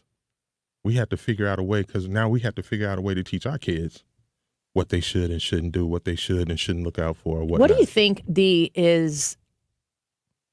what do you think is important? What is the important part of the conversation that should be taking place, like here, right now? Or not necessarily in the classrooms from the teacher to the student, but just societally. Because for me, when I look at the Proud Family, and I am a white, middle-aged female, and girl, I thought you was in your 20s. I was once. I'm still in my 30s. That's exciting. I have my lived experience. It's a real experience. Yeah. I look at my life and think, I have a lot of acquaintances that are diverse. Mm-hmm. I don't think the fact that D to the C is my friend means that I couldn't be racist, but I hope that you have never felt that I have ever treated you as, a color of skin. That would be so mortifying for me to anyone to associate me as their friend. Like, well, I have a white friend. Like, that's not why I'm your friend. That's not why you're my friend. Right. And I think that when we were talking about this, we had comments coming in, and people are like asking me if I have black friends. And I thought, what if I do? Like, what difference does it make? Would I have some sort of credibility? Is it how many black friends that I have? If I only have 2 black friends versus 20 black friends? Mm-hmm. The conversation becomes so difficult to have because so many people have so many presumptions on both sides of the issue. Mm-hmm. That I think I look at the Proud Family and I say, from my perspective, slavery did happen. The white dad says my people wouldn't do that. I've never, ever even had the thought about like the history of this country and the white people being my people. Mm-hmm. I would hope that my people would be Christian people.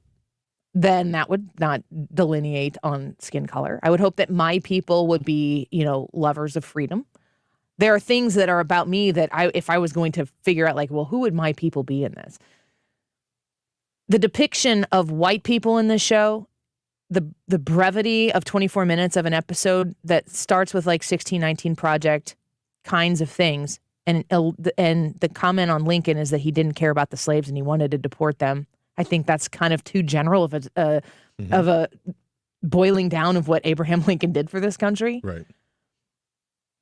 To me, the ultimate consequence of a show like this brings to a head a very sensitive issue, but presents it in a way that's going to make people react in a non-productive way. Right. Because it leaves out the Civil War and the black and white people who died to end slavery, and the civil rights movement and the black and white people who fought in that.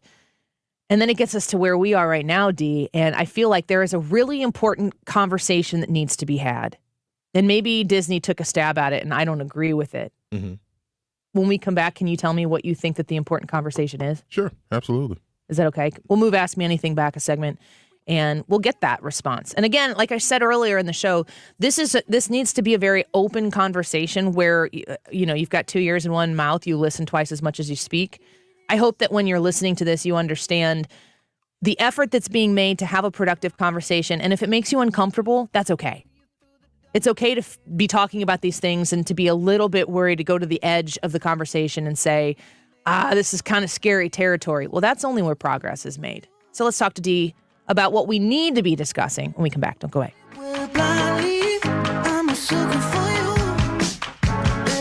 You're listening to The Annie Frey Show. Interact with Annie on Facebook. The Annie Frey Show.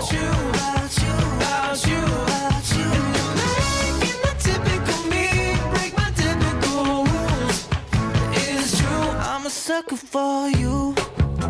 Is your home, business, or church looking tired, chalky, or in need of curb appeal? Go Rhino. Tired of painting year after year? Go Rhino. Our unique 3M ceramic technology is perfect for brick, stucco, aluminum, steel, color lock masonite, and more. It's backed by our 25-year transferable warranty to not chip, crack, or peel. Great if you're staying, and even better if you're selling. Our ceramic coating allows you to maintain all of your architectural features. The decision to do vinyl will leave your home looking like a plastic moldy box. With Rhino Shield, in 15 years, your home will still have that, wow, it looks like you just got it painted. We've done large condo complexes, parking garages, pole barns, and commercial strip malls. We coat sloped and flat roofs to extend their lives too. Evaluations are free. 877-25-RHINO or 877-25rhino.com. See what we did there? Genius. Tell them, ladies. Don't paint, don't vinyl, go Rhino Shield. Never paint your house again. Rhino Shield. So winter has come in here with a bang this year. It's been very cold outside, maybe not as much this midweek, but it's going to get cold again. Has your heating system been running nonstop with that extreme cold weather that we had over the holidays? Or worse, did your heating system stop working altogether? Air Comfort Service is there to help you with this problem. As energy costs are rising, you want to make sure that your furnace is in good working order. Call my friends at Air Comfort Service, 314-513-0091. That's 314-513-0091. I am a customer of theirs, and I appreciate the great service that they offer, the quality products, and the trustworthy nature with which they service the HVAC needs of the Frey home. I entrust that to your home as well. If you have HVAC concerns, if you need a little maintenance done or a tune-up done on your furnace, Air Comfort Service is there to help you. 314-513-0091. That's 314-513-0091. Reach out to Air Comfort Service and tell them Annie sent you. You can find them online at aircomfortservice.com. Hi, this is Brian with Velocity Home Buyers, and I buy houses cash. If you own a house and want to sell it fast at a fair price, call me at 314-782-3333. I can pay cash and close in as little as 7 days. I buy houses in any condition and any price range in the St. Louis area. I'm a private real estate investor who buys several houses a month, and I want to buy more. I buy inherited houses, divorce houses, behind in payment houses. I even buy my tenant won't pay me the rent houses. Do you own a house that needs updating, but you don't have the time or money for it? Great, because I love buying outdated houses. I buy vacant houses, job relocation houses, and foreclosure houses. If you own a house and want to sell it fast, call me at 314-782-3333. That's 314-782-3333. The Mark Reardon Show. Chris Elston. Gender identity means nothing. There's no right way to be a boy or girl. But these kids today, we're telling our tomboys that they're actual boys and putting them on meds and cutting off body parts. Weekdays from 3 to 6 on 97.1 F Talk.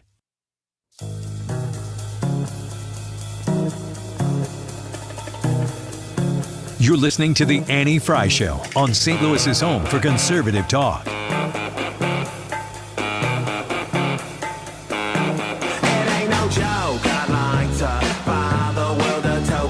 Is this Smash Mouth?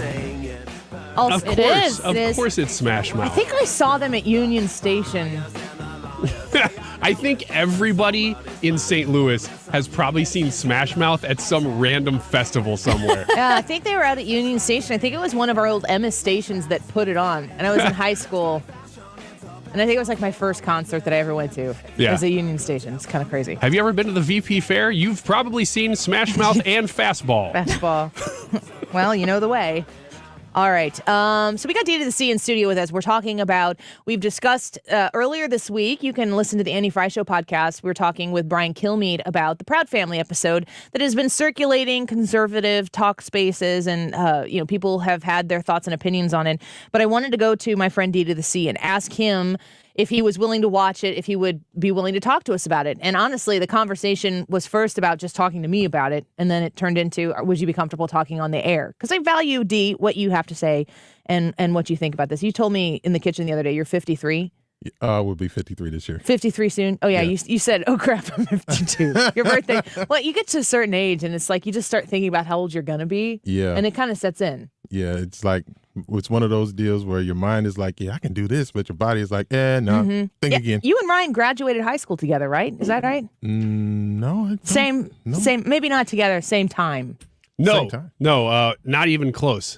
There's no win for me in this because if I try to separate myself from D to C, I'm calling him old. No, you're very It's good not at like this. we're Siamese twins. Come on. No.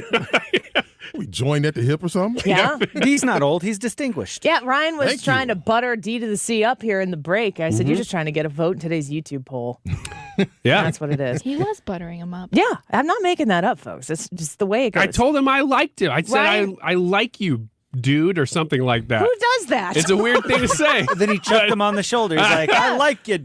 I didn't know. It was much more. Tell the people, No, D. it was awkward. Tell them it was For not everybody. awkward. It wasn't even a private conversation. No, it wasn't. D, please tell the people. Yeah, it was a little friendly. Anyway, we're talking about the Juneteenth episode. D said that he would be willing to watch that episode, and he did, and he reacted to it a little bit in the first segment that we had here in this hour. But when we went to a break, I said, I want to know what the actual, what is the effective conversation that needs to happen when it comes to race? Because politically we cover this stuff. We could cover it every day because there's always another story that's out there. I think that it's important to try to ask yourself, what are you trying to accomplish here? Because if at the end, if I come on and talk to you about race so that you're more Republican at the end of the day, that's really crappy. And I don't even want to use the word crappy. I want to use a worse word that I'm not allowed to. If the conversation about race is for a political end, you're doing it wrong. So D to the C is in here right now. And I want to ask you, as somebody who, as you mentioned, your mom grew up in Mississippi and had a very real lived experience as a black woman in Mississippi, and you know that as a personal to your family. It's always personal. Because you learn from your family. So my grandfather was one of those guys. He didn't talk much. He just was like, whatever it's gonna be is what it's gonna be. My grandmother, on the other hand, she was the more explanation. She explained everything. It's always grandma. Yeah. So all my aunts. I had one uncle. All my aunts are the same way. And so therefore, but to answer your question, it's really just one word. It's just honesty. People really need to be honest with themselves and the history of this country. It's in the history books. Somebody wrote it. It can't all be a lie. There has to be some truth to this. So just be honest about it. And then in your honesty, speak on it. You don't nobody has to be rude about anything. And I'm saying rude in I'm using that as an exceptional word to what I really want to say. But nobody has to be rude about what it is that has happened. It happened, okay? So at the end of the day, whether it was your family, it was my family, at some point we're all tied together in this. Mm-hmm. And people need to start being honest about what exactly has happened, and then start to make plans to do better by yourself, by somebody else. Some people just don't even want to be bothered. I'm not the type of person to sweep anything under the rug. I'm not going to do that. That's why, and we had that conversation. You will never get me to sugarcoat anything, because at the end of the day, my word is my bond. And if I can't be trusted, then guess what? I don't do you no good. I don't do me no good. So D, if you're talking about, being honest, and I try to be very open and honest, and I try to move this show and the conversation we can have on this show in ways that maybe other people aren't, just because I think that makes us unique. I think it makes us interesting, but I also think it's important to have a platform like this to do that. I mean, you can give advice to me if you want to not give advice to white people, but you can give advice to me. How does somebody like me use a platform like this to work in conjunction with other people who are actually, because you have to have, you can't work with people who don't have the same goal. Correct. There has to be balance. What's the goal? At the end of the day, you have to have balance in this with what you're discussing, because you have to be knowledgeable about what it is that you're getting into. Obviously, I'm very knowledgeable about what's been going on because I've lived it, but there has to be some type of boundary there, a balance there, to understand that, okay, he's been through this, I've not, so what do I need to do to understand what he's going through, or why he feels the way he feels, so. Is there a difference between what your ancestors, including your mom, but your grandpa and their parents, is there a difference between their experience in this country and your experience in this country? I think I may have had the better half of it, because all our parents do. I think all parents do the same thing. When you have kids, you want your kids to have better than what you've had, which is why my grandfather moved everybody up. And then when they moved to Missouri, Poplar Bluff, Missouri was the first step. Then Kinloch, Missouri was the last step. And then everything just kind of spanned from there. But, you know, my grandfather, he was a stern one. He did not play. Like, I will never forget one year they were shooting fireworks 4th of July. He came outside with the bullets strapped around like Pancho Villa or something. I'm like, what is going on? He's like, they keep shooting. I'm like, no, it's fireworks. Yeah. Come on back in the house. Have some milk and Pepsi. Come on. Milk and Pepsi. So he, you know, his view is way different than mine because he grew up in that era where you had to, whatever you needed to do to defend your family, you did, regardless of what the outcome may be, whether, you know, that means you might get lynched or whatnot, you know, but he took that opportunity to say, I'm not going to be a part of this. We're going to move my family out of here. And they have, I mean, to me, it seems like just my experience has been growing up. I went to a Lutheran school. We had a black classmate. And I say this in the most sincerity, with the most respect. I didn't realize his skin was a different color than mine until like 4th grade. Mm-hmm. Because as a child, I didn't see that. It never occurred to me. I mean, I have blue eyes. There were kids who had brown eyes. I had blondish hair. There were kids who had dark hair. To me, there was something that got inserted into my life to understand that his skin color was different than mine, and that like in society could mean something. Right. That not about how I would treat him, but that he might have a different life experience because of that than I did. Mm-hmm. But it wasn't something that as a small child that I knew. Mm-hmm. I had to be told that. And, you know, once you have that information, then you can react accordingly. But I also think it's important to understand that, you know, because I'm raising kids myself, happen to be white. And, you know, I tell them all the time that other people are going to be different than you, and that's how God made them. Mm-hmm. And it doesn't mean anything. Are they good people or are they bad people? Their goodness or their badness does not come from anything on the surface. Correct. And so I do make a point to educate my kids that way.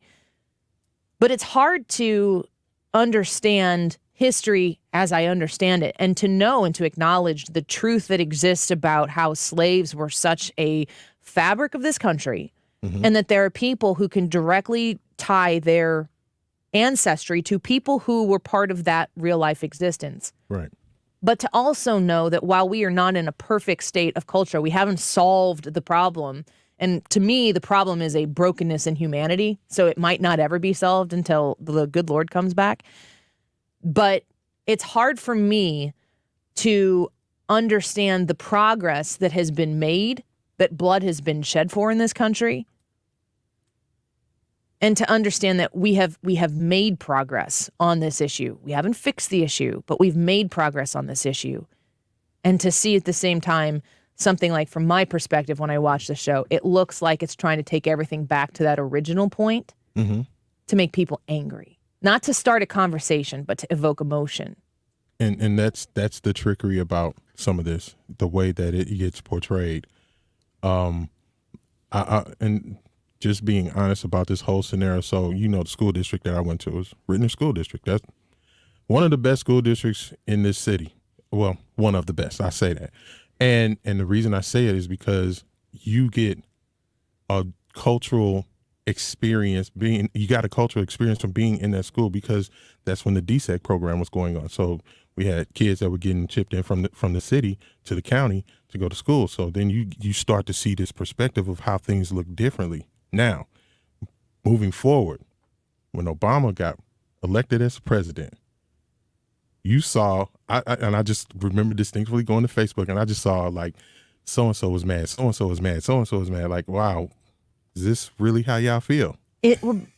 Was it because of his skin color? Exactly. And it was like, because I'm not an Obama supporter. Well, and it has and I could list for days the policies. I get it. I get it. But see, we call politics a dirty game. Oh, we always have. Oh, it's all dirty. So at the end, I didn't say anything. I let that ride. Now, when Trump got in, and it was like, this is different. This is really different, because you could see the distinctive differences of what was going on. It's like, okay, how long is this going to last?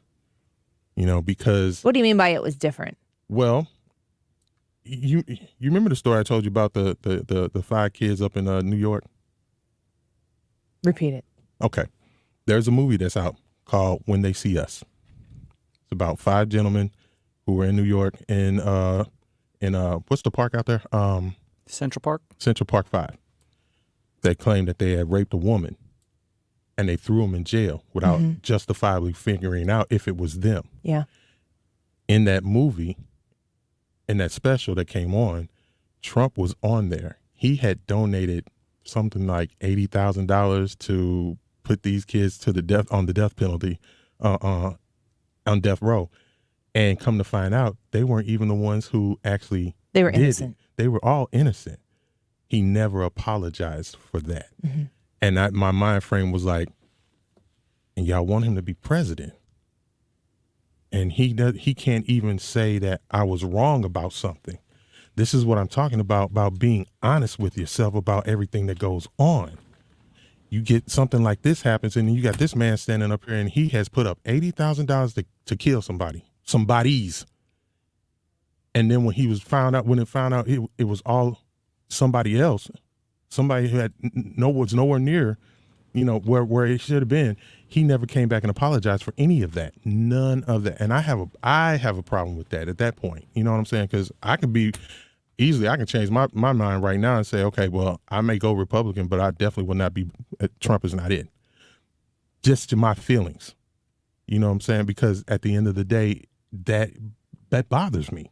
I'm curious, and we got to wrap here in a second, but, that instance and that story, your anger towards Donald Trump in that story, is it because of what Donald Trump did? Is it because he's a Republican? Is it because he's white? It's not because it's not really anger, but it's just because being angry about it does nothing. It's really just that, I don't have too much to say about him because he's not honest with himself. And it has nothing to do with his skin color. It has nothing to do with his upbringing. It has nothing to do with what party he's with or anything of that nature. It has to do with, if you can't be honest with yourself, because your word is your bond, if you can't be honest with yourself, who else are you going to be honest with? How do I know I can trust you?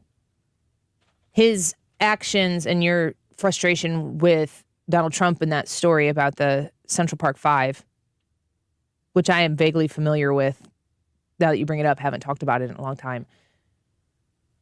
Do you attach that directly to the Republican Party platform? Because I think that there are a lot of people who want to take individuals, connect them to a political party on both sides. Republicans do this to Democrats, Democrats do this to Republicans. Because all that whole political game is about finding something, smacking it to what consolidates power into their corner, and then promoting it.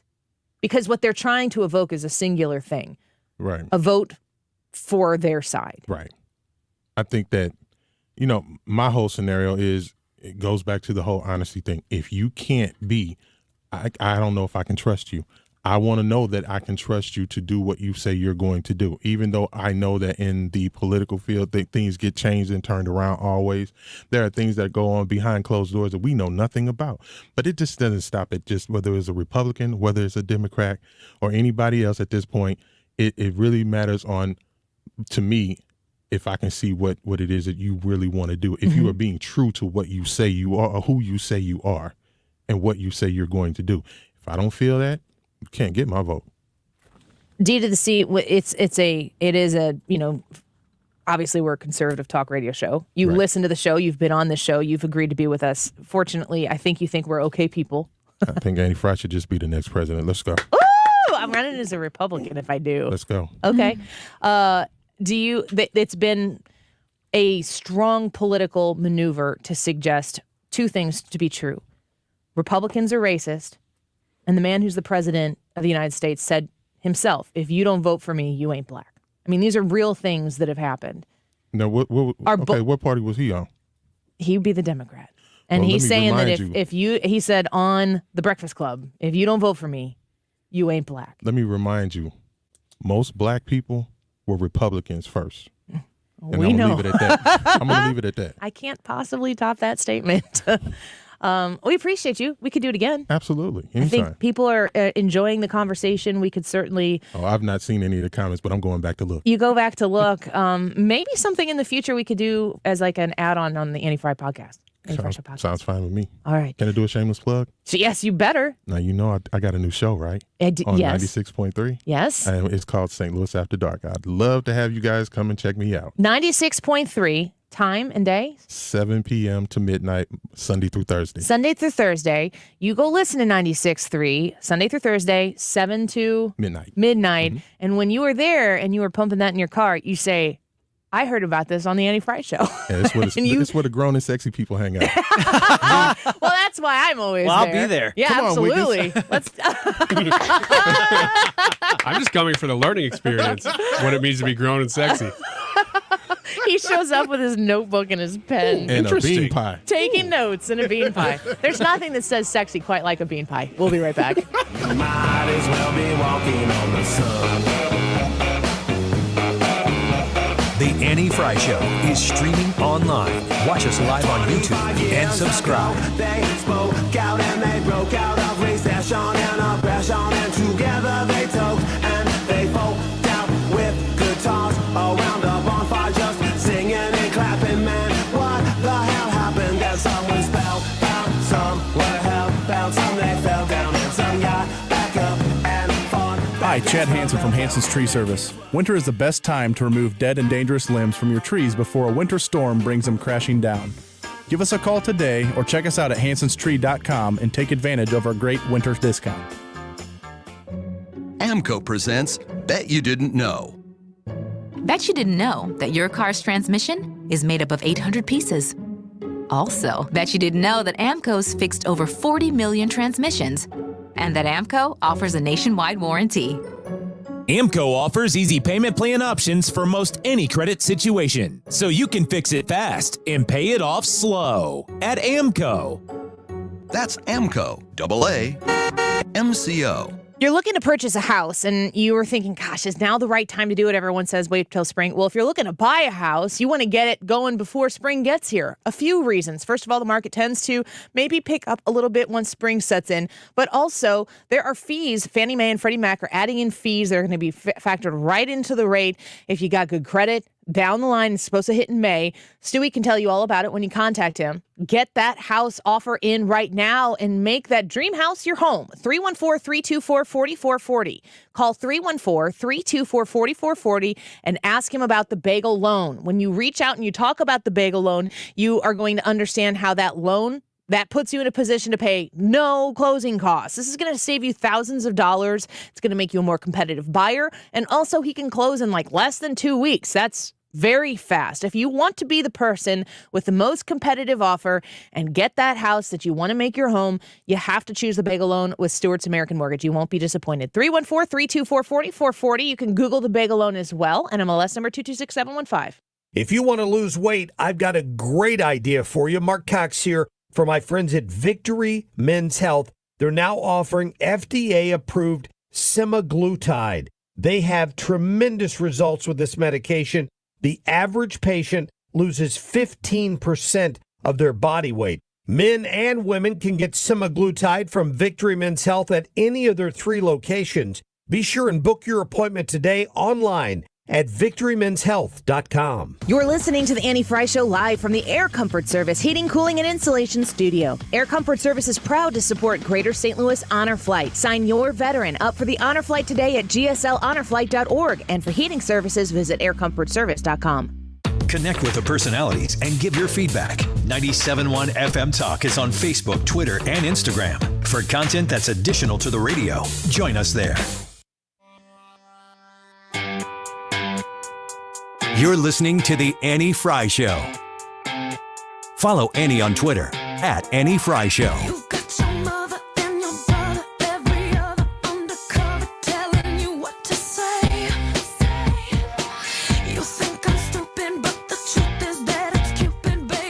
Real quick before we get to Ask Me Anything, Fox News is reporting that the U.S. military shot down an object that was flying in territorial waters over Alaska. National Security spokesperson John Kirby said on Friday afternoon during his White House press briefing, he said, quote, I can confirm that the Department of Defense was tracking a high-altitude object over Alaska airspace in the last 24 hours out. The object was flying at an altitude of 40,000 feet and posed a reasonable threat to the safety of civilian flight.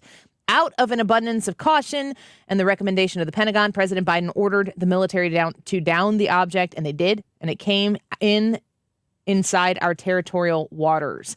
So that's the latest report right now. It appears as though we are now in the business and practice of shooting down things before they go across the entire continental United States.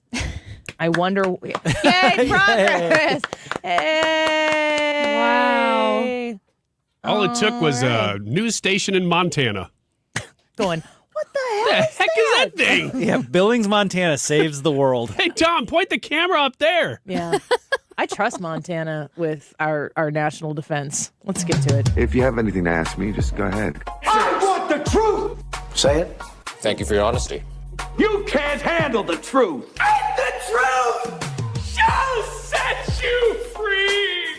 All right, our first question is from Michael Goodsell on YouTube. He says, my question for the group, who was/is your mentor in life? Jesus. Who's my mentor in life? Oh, man. My parents. I would say my parents. I mean, my dad was in radio. I credit him with a lot of the, how do I say this? Constructive criticism.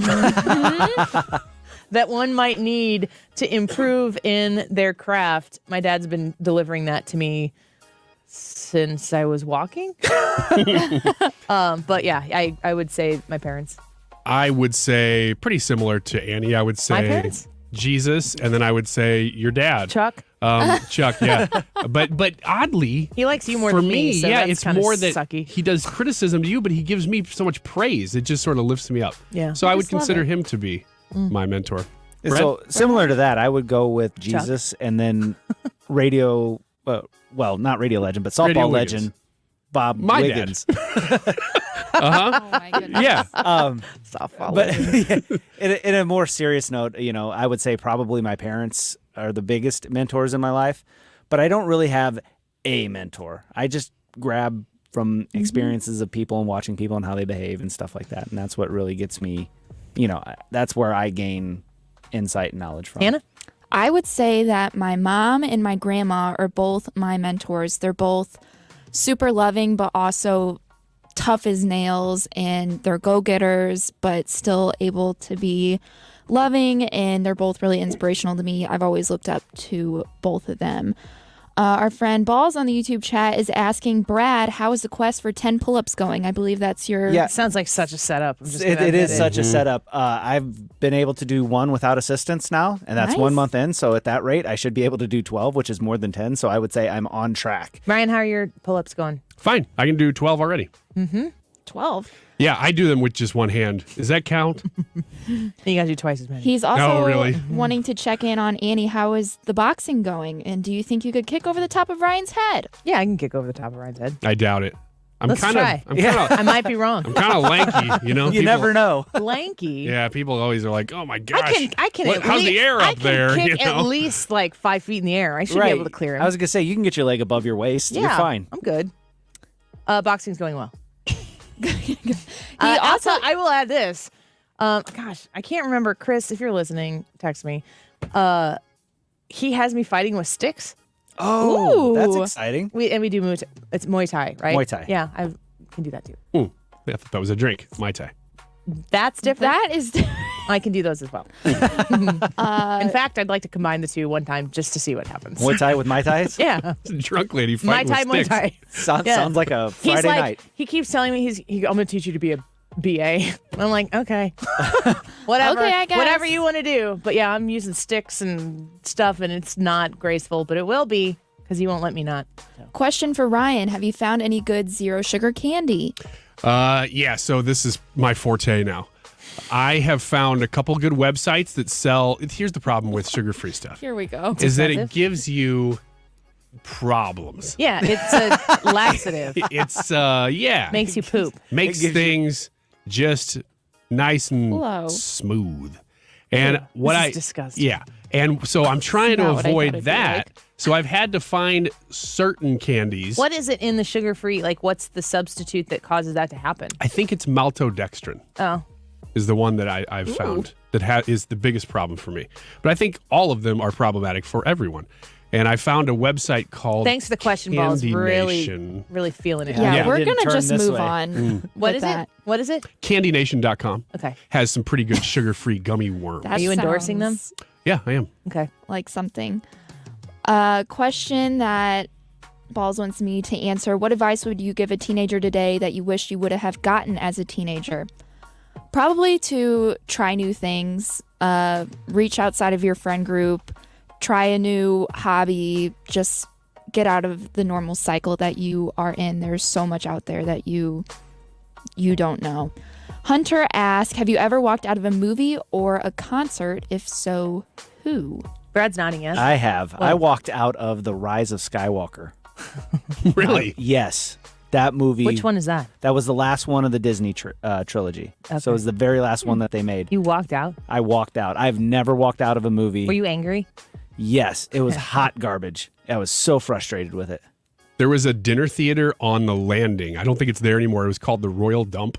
That we went there for dinner and a show. Where's the Landing? Down. Oh, Are you kidding? Wait, really? Oh, it hurts. Man, you're right. Your advice should have been try new things, get out of your comfort zone. It wasn't there when she was of age. She just became of age. You're right. Last October. Now you got to go down to the Landing. No, go to the old don't. spaghetti factory. I don't know that the Landing What is it? Is it? It's like the Landing on the river. Do you know where the spaghetti factory is? No. Okay.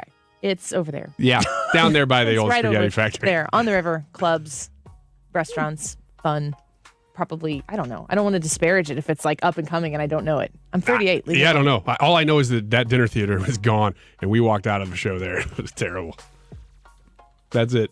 Okay. Have I ever walked out of a movie or a concert? I don't think I've ever walked out of a movie or a concert. I don't really go to many. I'm trying to think if I've seen ones that I really despise, but I don't know if I've ever gotten up and walked out. I think I walked out on Pearl Jam once. Seems like an expensive decision. It was. I went to see the opening band, and the opening band was super cool, and then Pearl Jam came on, and they were super political, and I was like, man, I'm just bored, and this is dumb. Kenny says, question for the ladies. What would you do for Valentine's Day? I have given up expecting anything for Valentine's Day. It's just expected I buy something or plan an event. Hannah, if you're planning something for Valentine's Day, like what kind of things would you plan? I would plan something personable to my partner. So I would think about, their favorite thing and what they like to do and kind of make it a surprise, but really make it sentimental. Yeah, we don't celebrate Valentine's Day in my house. We celebrate Pitchers and Catchers Report Day, which is usually right around Valentine's Day. And we have hot dogs and nachos and baseball food, and then we go to a park and play baseball or something, if it's nice. That sounds like fun. That is personable. Yeah. So that makes it really great. We had a question about Valentine's Day candy. Let me... Chocolate. Yeah. It I says agree. conversation heart candy. Delicious or chalky and disgusting? Not eating Chalky and disgusting. Yeah. Chalky and disgusting. I think it's delicious. Chocolates. Love the message, though. Yeah. Be mine. Yeah. I'm sure you would love Short that. to the point. So sweet. Sounds like a threat. All right, go to the YouTube and vote in our live chat right now. Which show member would create the most memorable Valentine's Day date? Brad, Annie, Hannah, or Ryan? We'd love to know what you think.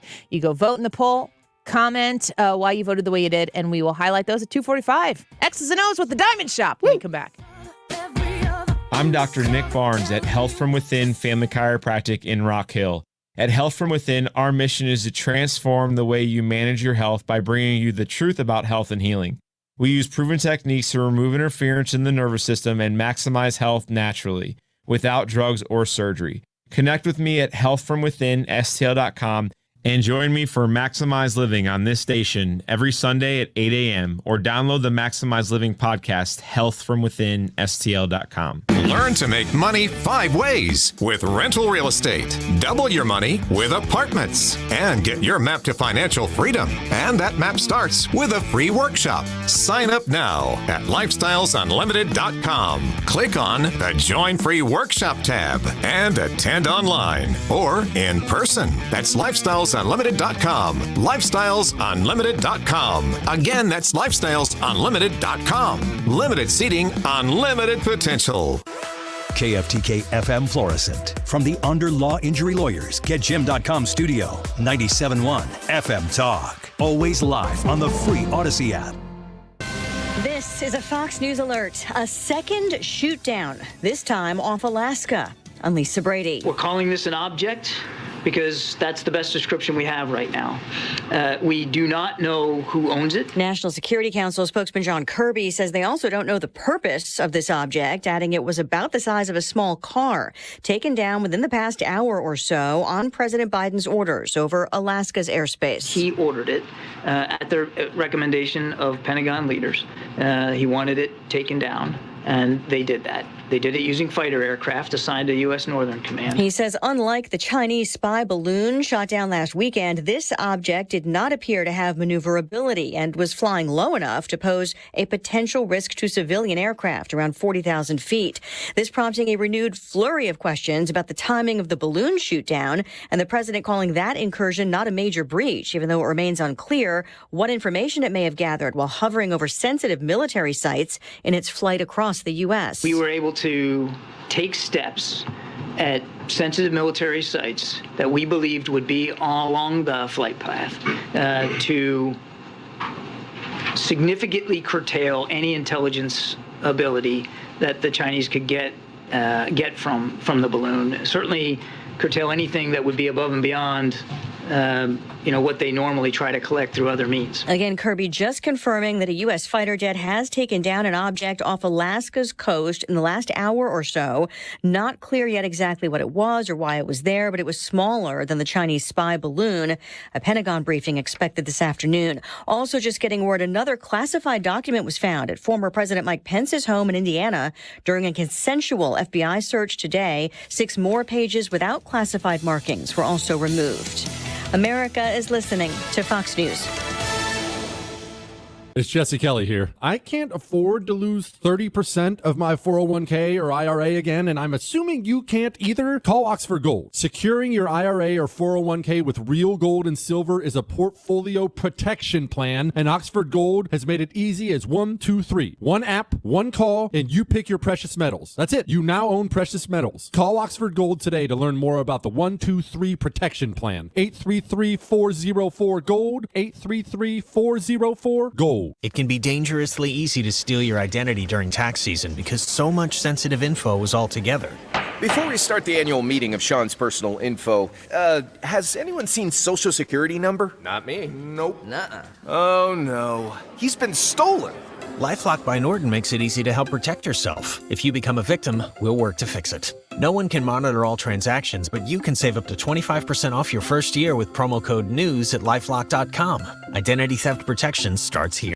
Air Comfort Service, heating, cooling, and insulation, weather. Chief Meteorologist Dave Murray. The big deal this afternoon, it is colder. It's a bundle up time. 38 for the high. Tonight, crystal clear skies, light winds, cold times. A drop out of the 30s this evening, 22 for the low. Saturday, sunny and chilly, 42, 25 Saturday night, and Sunday, sunny. Cold start, but better Sunday afternoon, 55. This is 97.1 FM Talk. Chief Meteorologist Dave Murray. I'm Howard Mackler of GetRefunds.com. You may have heard me talk about the payroll tax refund program that gives businesses up to $26,000 for every employee they kept on payroll during COVID. But today, I'm not going to do the talking. I'm letting a real Get Refunds client tell you everything. I'm Brian O'Brien, owner of the Beam Easy Living Center. I heard about the tax refund in GetRefunds.com on the radio. When COVID hit my business, we were uncertain of how we would be able to keep our employees working and supporting their families while maintaining a business. Then GetRefunds.com got me approved for a payroll tax refund. And with that money, was able to reinvest in our employees that were able to stay with us during such a difficult time. If you have a business, you should go to GetRefunds.com and start your claim right now. You will be glad you did. GetRefunds.com helped their business, and we can help yours too. Go to GetRefunds.com and see if you qualify in just 8 minutes. GetRefunds.com, powered by Innovation Refunds.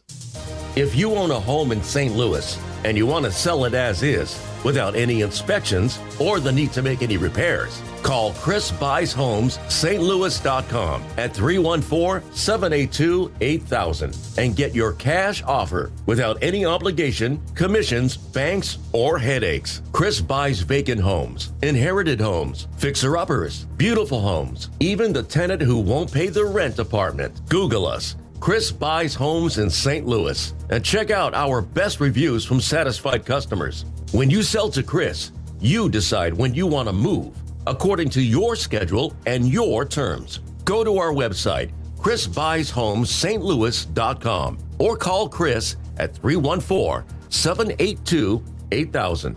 That's 314-782-8000, and get the offer you've been waiting for. 314-782-8000.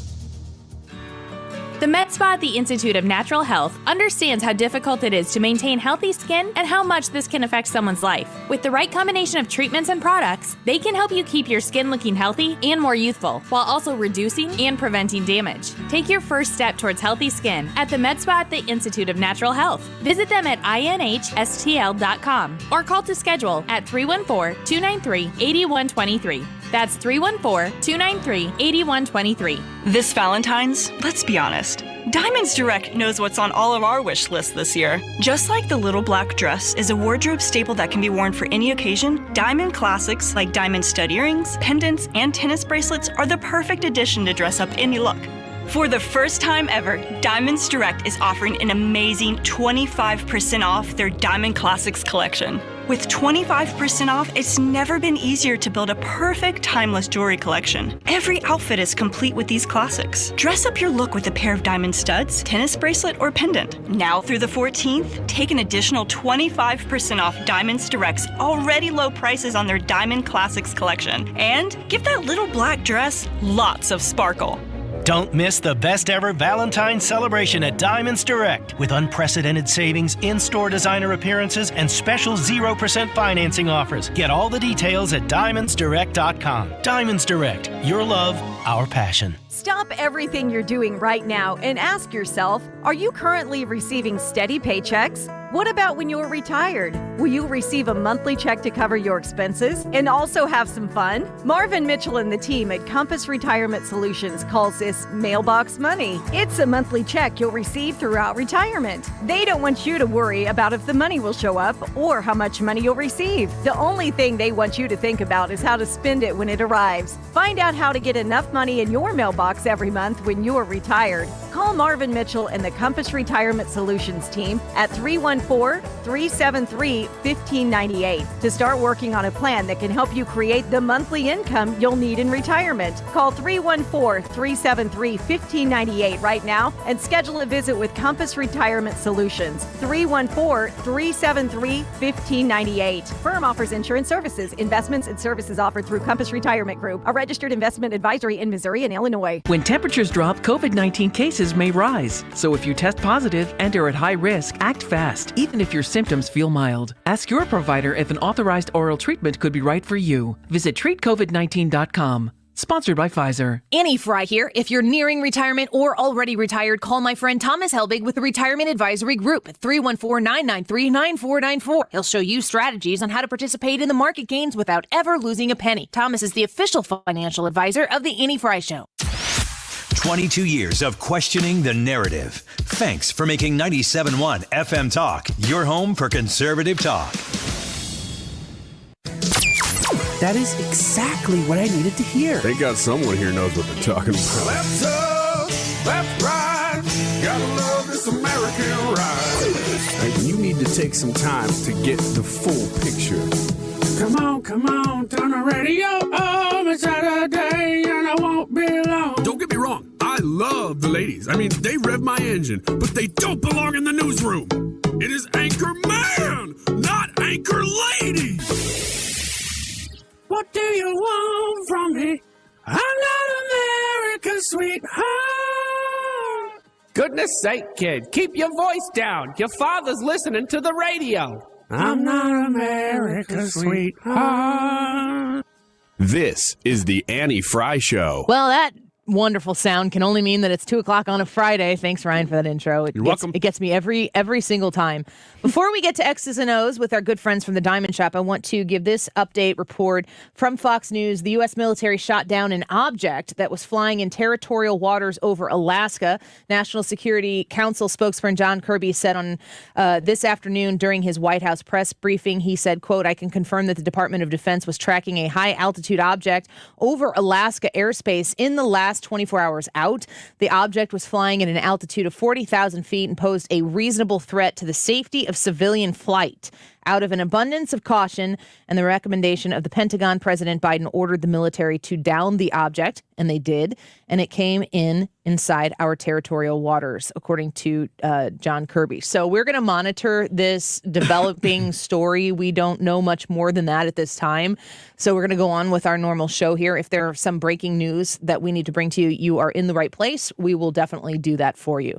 Anything you need to add, Ryan, to the Alaska flying object story before we shift gears here? It seems as if they've gotten this one before it came over the United States. It's a different decision than the last time. That's good. It does seem like if this is another Chinese spy object, that this would be more of a provocation based on the last one. So that's why I think that's why they're taking this so seriously. Yeah. So we will watch the story. So we are on it for you. We want to make sure that you know that ahead of time. So let's shift to our guests, Tom and Mona here from the Diamond Shoppe. I just adore Tom and Mona. You two individuals in the Diamond Shoppe were one of the first people to say, I'd like to work with the Annie Frey Show. Yes. You guys were there on Saturdays. Yes. And we are so grateful for that. I have been a customer of theirs. My husband has brought home little red bags for me in the past. Brad, most recently. Yes. Can you quickly tell us your story of working with the Diamond Shoppe? So my wife had a ring that was her grandmother's ring and it had some sapphires in it and stuff like that. And she's like, I really don't like it as a ring, but I really want to wear these sapphires. Do you think maybe you could find a place that could turn them into earrings? Well, of course, the Diamond Shoppe could. So we went up there and Tom came over and sketched it out on a piece of paper and showed us what it was, and we got it all together. And then I tried to fool her thinking that it wouldn't be ready in time for Christmas. And anyway, Tom, you made my wife cry. Oh, we like I have that effect on women. Yeah. It can be a good thing. It can be a bad thing. Right, exactly. It turned out beautiful. Yeah. I mean, Thank absolutely gorgeous. And Brad was like off the air and privately very complimentary of the whole experience. Because I always want to ask, I check up on you guys to make sure you're doing what you say you do and what you've done for me. Every time I have talked to people and many people who have been customers of the Diamond Shoppe, it's always the same. The ability for people to go to your Clayton store. I mean, the Diamond Shoppe has been around in St. Louis since 1910. They're located in just a wonderful store in Clayton, and every customer back to back has such a positive thing to say. And I will say too, whenever I walked in there, like I didn't know what to expect, but I walked in there. I've been in a couple jewelry stores. Nothing shined like that store did. That store just sparkles. It is amazing. Yeah, it makes you feel great to be Well, it's there. important for us for the experience. Yeah. For the customer. Can you tell real quick, Tom, that story you were just telling us off the air? Because I asked you, Valentine's Day is coming up, and I've been telling folks about the 30% off all in-stock jewelry that you have right now. I've been told that if people mention Annie Frey, you get an extra 10% off. People can become VIPs and save money that way as well. But I asked you, do you have anything, if anybody wants to come in this weekend or Monday or before Valentine's Day, maybe on Tuesday, and they have a small budget, maybe it's $100, is there something that they can come in and get? Yeah, we respect everybody for that. We have a lot of items that going anywhere from $25 up. I mean, you can get pearls, you can get silver pieces. So they're a nice gift. It's something that lasts past the candy. Yeah. Yeah. But along with every purchase, the Diamond Shoppe's giving a special experience of a box of candy to everybody. Oh, lovely. For the holiday. Even better reason. I think it's so important in the like I've told my husband, do not deliver flowers to me because we have a joint checking account. And I'm like, I don't need $90 worth of flowers delivered to me. If you want to get flowers for me, pick them up from a local grocery store or something, put them on the kitchen table. That will mean as much to me, and it will be like a tenth of the cost. And I understand the excitement of getting flowers delivered to you, but those flowers, those are gone in a week's time. If you have $100 to spend, or even less, like you were saying, Tom, like this is something that is going to be a really lasting, memorable thing for Valentine's Day. But if that's not your thing, birthdays, Mother's Day, which is coming up, you guys do amazing things to help people with financing. Yes. As well as 6 months, same as cash financing. I cannot stress enough how wherever you are on the jewelry buying spectrum, if you're looking for your very first walk-in, feel intimidated like you don't belong there, when you go into the Diamond Shop, you're going to feel like you've always belonged there. You were telling a story about a medical student that you had. A young man came in. He kept saying how meager his budget was, and I told him it's no problem. I've had a lot of clients like that. I had another medical student years ago. His car actually broke down. He was telling me when he was coming in, he was referred by another friend and bought a piece. And now over the years, he's become quite the client. So Yeah. And you respect that process the whole way. everybody's important to the Diamond Shop. Amen to that. Well, I am so glad that you are a partner with us on this show and have sponsored the show. Like I said, one of my very original, all the way back to when I was doing Saturdays, the relationship with the Diamond Shop is one that I'm very, very proud to stand with. And I'm glad that you were here. And I am also apologizing in advance that you were going to be subjected to X's and O's. Quite the experience. Ryan Wiggins' baby. And are we ready? Is the drummer ready? Sure. Let's check on the drummer. Let's check on the drummer. The drummer. Yeah, he's there. He's or she. I don't even know. Oh, he's walking into the studio. Okay, That's why here it's he getting comes. louder. All right. So take over. X's and O's. Here we go. Tom and Mona, you guys are about to play your first game. Yes. So I'll walk you through the rules here real quick. This is a tic-tac-toe board right behind you, and numbers 1 through 9. So each square has a corresponding question. You will pick which square you want based on strategy, trying to get the tic-tac-toe, of course, and total numbers of squares that you get also plays into this game. You have 3 experts in front of you, Annie, Hannah, and Brad. They are your experts for news of the week, which is what this is most of the time. It's based on things that have happened this week, and today is no exception to that. So as you pick the question, you also pick the expert. They'll answer. You simply agree or disagree for the square. So that's how we do it. Tom and Mona, we always go ladies first because this is the Annie Frey Show and she makes us. Well, also not true, but also appropriate. you can, when you pick, we each can only be picked 3 times total. That's right. That's right. Each one of your experts can only be picked 3 times, but we'll keep track of that as we go. So Mona, that means that you get to go first. Okay. So on this board behind you, which square would you like to start with? I think I'd like to start with 1. Top left. Number 1. All right, and who do you want to answer that question for you? Let me see. I think I'm going to have Brad do it. Okay. That's a good choice. Brad, secession from this state continues to move forward and clear hurdles, and now the Greater Idaho Bill is moving through this state's legislature with the goal being to add counties to Idaho. In which state is the Greater Idaho Bill currently advancing? Ooh. I believe this one is Washington State. Washington State. This would make, if it did pass, it would make Idaho the 3rd largest state in the union. just as a fun fact there, according to Fox News. Like square miles. In square footage, not in population. Yeah. All right, so the Greater Idaho Bill, Brad says that is going right now through the Washington legislature. Agree or disagree, Mona? I'm going to disagree with that. Disagree is the right decision. Yes, it is in fact very good, Mona. Oregon. It is Oregon that is that they're talking about. That it's of course the eastern half of Oregon basically is trying to secede from Oregon. We'll see if it happens. All right, that is the first one. So you get to put are you circles or X. or X's? X's? So Okay. put an X in 1. Okay. Correct answer. Nice. All right, Tom. All right. You're up. Let's go with 9. Bottom 9. right. All right, a strategic pick here. But I would have done 2. And you have, right off the bat here, stumbled into sound. Oh. Now, Who do you pick? you have to pick the expert here. And I'll explain what that means. Go with Annie. All right, Tom, let's do it. Okay. For number 9, and for Annie, what this is a real clip from the week. I have run it through artificial intelligence software to make it sound different. To sound intelligent. You will have to, depending on who it is, you will have to tell me who said this week. The bus has Wi-Fi and even USB outlets next to every seat. I mean, come on. Imagine. What? Wow. Just to clarify, the quote is, the bus has Wi-Fi and even USB outlets next to every seat. I mean, come on. Imagine. Well, Kamala Harris was talking about school buses and how great yellow school buses She were. always is talking about buses. Yeah. It seems lately. So I don't remember her saying this, but I'm going to guess Kamala Harris.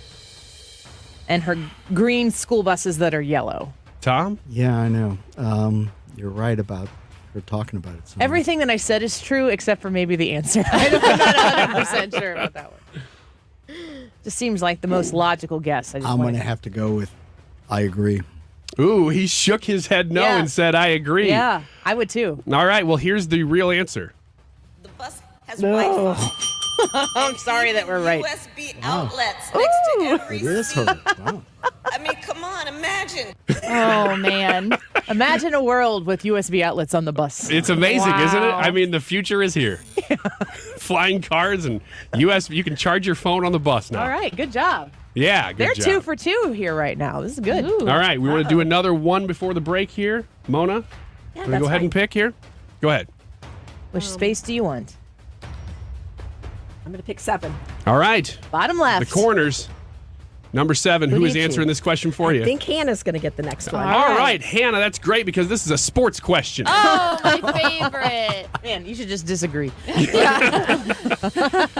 And here's how we get there. Candace Cameron Bure is out there this week talking about the reality of cancel culture when she stepped out of line and said things that were, gasp, in support of traditional marriage. Her husband, Valerie Bure, played 10 seasons in which American professional sports league? I know this one. Candace Cameron Bure. Her husband is Valerie Bure. Hockey? Which league? Oh, NHL. The NHL. Okay? DJ Tanner, not the caller from earlier this week. Right. Or maybe, I don't know, that'd be cool. DJ Tanner, the fictional person, is married to real person Valerie Bure, who, according to Hannah, is played in the NHL for 10 years. Is that accurate or inaccurate? I'm going to disagree. Oh, She's going to disagree and, oh no, she was right. She got it right. A sports question? That might be the first Did sports you guess question. that or did you know that? No, I guessed it. You She did? guessed. Yeah, you were right. Yeah. I guess too. So Tom gets the square. All right, let's take a quick break. We have our friends from the Diamond Shoppe in studio with us to play little X's and O's this week. We love when you play along with us. You can join us on the Annie Frey YouTube channel. You can go vote there. Which show member would create the most memorable Valentine's Day date? Brad, Annie, Hannah, or Ryan? Give us your vote in your comments. And a reminder, if you visit thediamondshoppe.net right now, you can sign up to be a VIP for special savings. If you visit them in store, 30% off your in-stock jewelry purchase. Mention the Annie Frey Show, you get an extra 10%. That's a great way to save. Hustle over there right now. We'll be right back.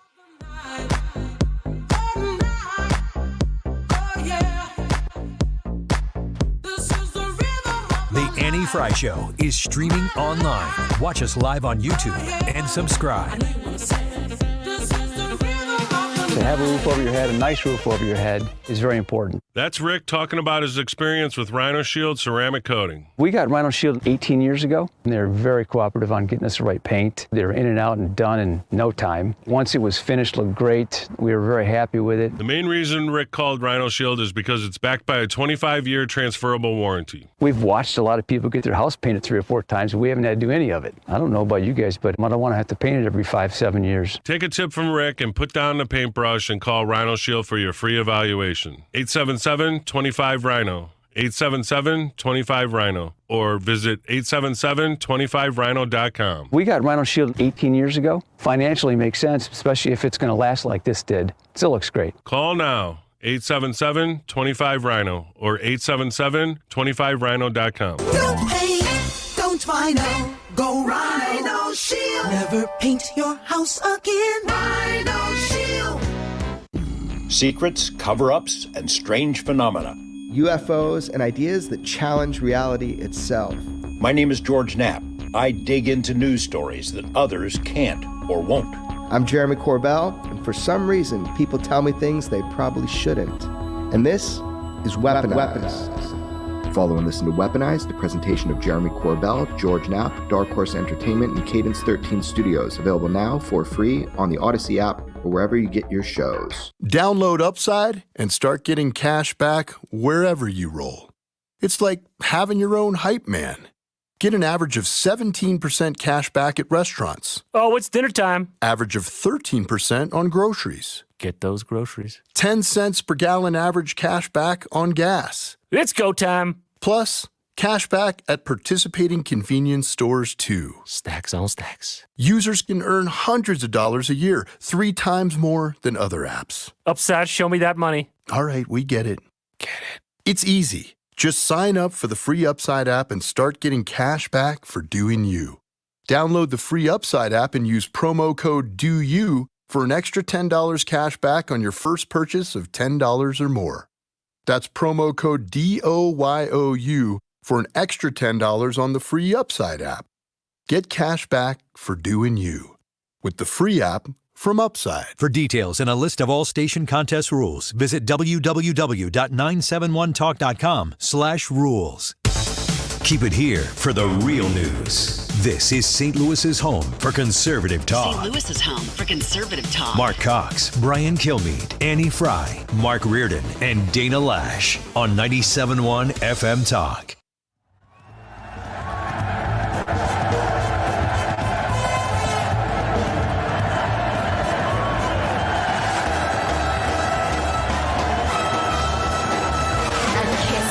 The Annie Frey Show is streaming online.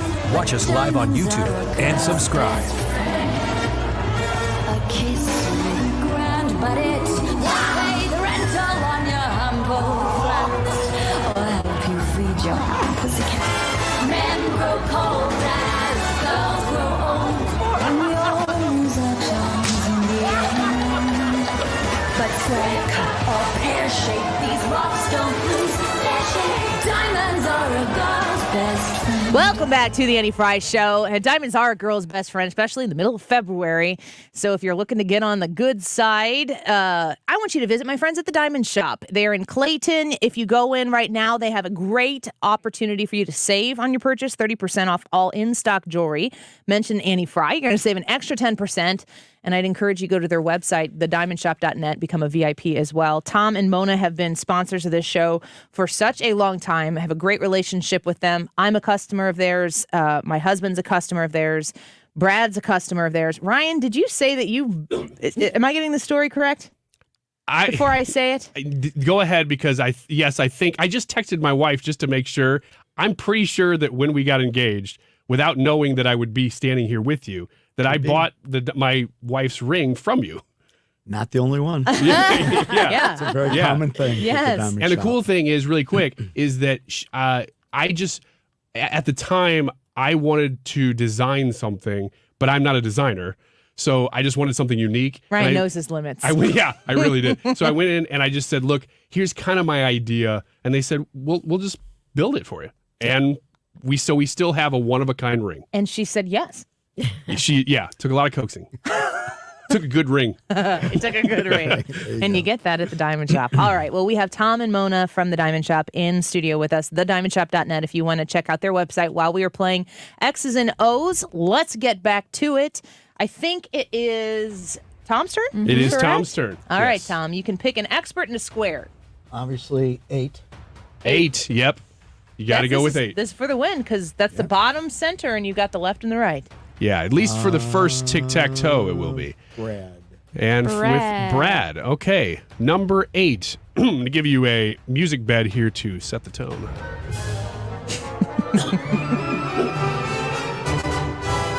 Wow. A new Super Mario Brothers animated movie is scheduled for theatrical release I love this music. in April. And woke critics of the film have said that the voice of Mario isn't Italian enough. Who is voicing Mario in the upcoming movie? Turn your mic on. Let me turn my mic on because I'm a professional and I do this all the time. I believe that's Chris Pratt. You seem very confident. I am very confident, but I could be wrong because I was very confident in my last answer and I was wrong there. Tom? I heard something about this, but I don't remember. I'm going to have to take a chance. I'll agree.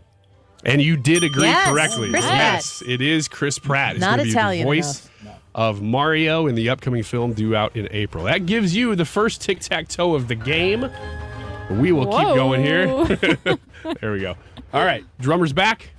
Drummer is back. And Mona's back. Mona, I am back. where you want to go?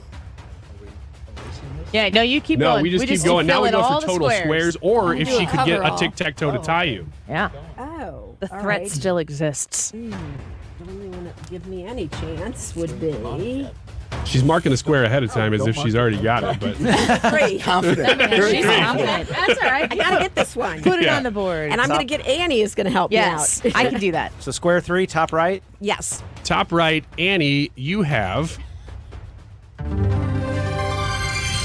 a stumble little sound. Okay. And this sound comes from this week. Of course, this is a real clip run through artificial intelligence software. Who said this?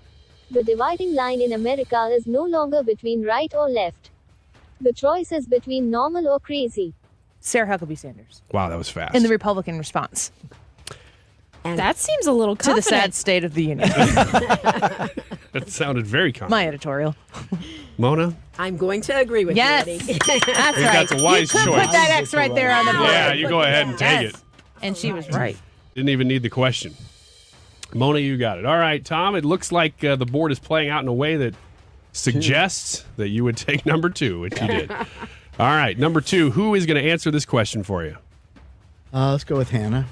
Hannah, this is a category of the week. It is the State of the Union, State of the Union category. You just gave me a heart attack. We don't All right. joke about that. Here we go. Oh, sorry, Brad. You joke about it. I do. Yeah, like you had the heart attacks. It's funny when you do it. When Hannah does it, it's like, oh, ew. Really insensitive. Yeah, super insensitive. Anna. All right, canceled. Hannah. Just 5 of the 9 Supreme Court justices were on hand for Biden's State of the Union speech Tuesday night. Name any one of the 5 who did attend the speech. Ooh. Can you dig it? We can dig it. Can y'all dig it? Supreme Court Justice. Any one of the 5 who was there. Really, you got a half chance, so you can just pick any one. 50-50 chance. Can you name any one of them? I know what she's thinking right now. I'm trying to think about titles of people. Know the names. Not necessarily sure of their title. How many 21-year-olds right now could you go out on the street and find who could name any Supreme Court justices? You keep talking about the 2. Is that what? I'm not sure what you're saying right now. There were 5 of the 9 who were there, 4 who weren't. I just want you to name one of the 5 who was there. And obviously, you can say any name you want, and we're going to know whether or not it was a Supreme Court justice or not. The show ends at 3. I know. I'm trying. I could say someone ridiculous. You could. Judge Janine. Judge Janine. That is a great guess. I love that answer. Tom, was Judge Janine one of the Supreme Court justices there? I disagree. You're going to disagree. That's a good You're answer. correct. You're correct. The 5 who were there, Elena Kagan, John Roberts. Say Judy. Yeah, Judge Judy. Judy. Amy Coney Barrett, Ketanji Brown Jackson, and Brett Kavanaugh were all there. Kevin, I was there, huh? Should have watched it. There you go. I remember the report that some of them were there and some weren't, but I don't remember who was. All right. Mona, back to the board here. All right. You got 3 choices. I'm going to be 5. Center square. Number 5. And who is answering this question for you? I think we'll pass this back to Brad. Brad. I'll try to get this one right. You have stumbled into sound, and it is once again a clip from this week run through AI software. It's a real clip, but it won't sound like it. Who said this? As president, I took the most dramatic action of any administration to curtail China's ability to conduct espionage in the United States. We ran that through our Morgan Freeman I was going to say. Good. Wow. Emulator. Okay, so. Emulator. I really just said anybody from Shawshank, and they chose Morgan Freeman. All of this is totally false, of course. But who said that? Do you want to hear the quote again? I think I know who said it. Okay. I think I know. So I think that was Donald Trump. Donald Trump. Yes. All right. Mona, was that Donald Trump? I'm going to disagree. The correct answer is? As president, it was Donald Trump. To curtail China's ability to conduct espionage in the United States. There it was. All right, Tom, you take the darned, square. okay. Right down the center. Tom is in control of the game. I'm not doing very good here. That's okay. It only takes 1 or 2 to flip. It really does. You've already done better than some of the other contestants by the end of it. two squares left. Try 4. Number 4. Center left. All right. Number 4. Who is answering this question for you? I think Brad is off the table. He's done 3, so it's Hannah or Annie. I'll go Annie. All right, Tom. Annie, this is a State of the Union question. Enos Cantor Freedom was Speaker Kevin McCarthy's guest at the State of the Union speech, but at the same time the speech was happening, a different NBA player was breaking the all-time scoring record. Which player broke Kareem Abdul-Jabbar's record on Tuesday night? LeBron James. LeBron James. LeBron James. You agree? I don't like that I had to give that answer. There it is. I was mad going through Twitter trying to recap everything through Twitter, and it was all State of the Union and LeBron James. It was. Very separate issues, but right there in this feed together. Man, I thought you were going to ask who Enos Cantor Freedom played for. I did not know the answer to that. That's good because I also did not know the answer to that. So I didn't ask it. Last square, Mona. All right, Hannah, you're it. All right. All right. Let's hope this goes better than last time. Number 6, Hannah. Fox has announced that they'll be running an ad promoting one of their Fox News shows during the Super Bowl this year. They're throwing their support behind Greg Gutfeld with a 20-second ad, which would be valued at roughly $4 million if sold. But they're not. They're giving it to him. What will Gutfeld be wearing on his head in this ad? We talked about it. We talked about it on the show. I don't remember that. What will he be wearing on his head? A hat? A hat. Well, that's a good guess. Man, this is almost as good as Judge Janine. Maybe that's the answer. Judge Janine. The answer was Judge Janine, unfortunately. He's going to be on top of Greg Gutfeld's head. Mona, you want to agree with a hat? A hat. I'm going to agree because that's just... Yeah, it would seems be. likely, but unfortunately, both of you are wrong. It is a crown. He's going to be wearing a crown. Now we should fight over whether a hat is a crown. Okay. That's a sliding answer. Well, all right. What do if you want think, to call Tom? it crown. Headwear. I should have said headwear. Yeah. Should have said headwear. All right. Well, great game. Yeah, head work. Guys, Tom thank and you. Mona in here with the Diamond Shop. We love you. We appreciate you. And you are in absolutely the best hands for your next jewelry purchase. If you're looking to buy something nice, like I said, I can't stress enough how much a nice little red bag with something beautiful in it, you're going to be able to get something nice for the cost of those delivered Flowers, skip the flowers, get the jewelry. It lasts forever. It will create a memorable moment, and there's no better place to go than the Diamond Shoppe in Clayton. Tom and Mona, thank you so much for being here. Thank pleasure. you. We're so grateful for you. Thank you. Go to thediamondshoppe.net and you can learn a little bit more about their show. 30% off in-stock jewelry right now in the store, so go visit them. Mention the Annie Frey Show. Save an extra 10%. We're going to take a quick break. Trisha's going to come join us in studio. We are going to get an update on the news that we have apparently shot down an object that was flying over Alaskan space, and we'll get the latest details on that when we come back. And I have confirmed with Mark Reardon from the very top of the show, he's going to be covering this issue to make sure that you, right here on 97.1 FM Talk, have the latest and most recent information on that story. Don't go away. We'll be back in just a minute.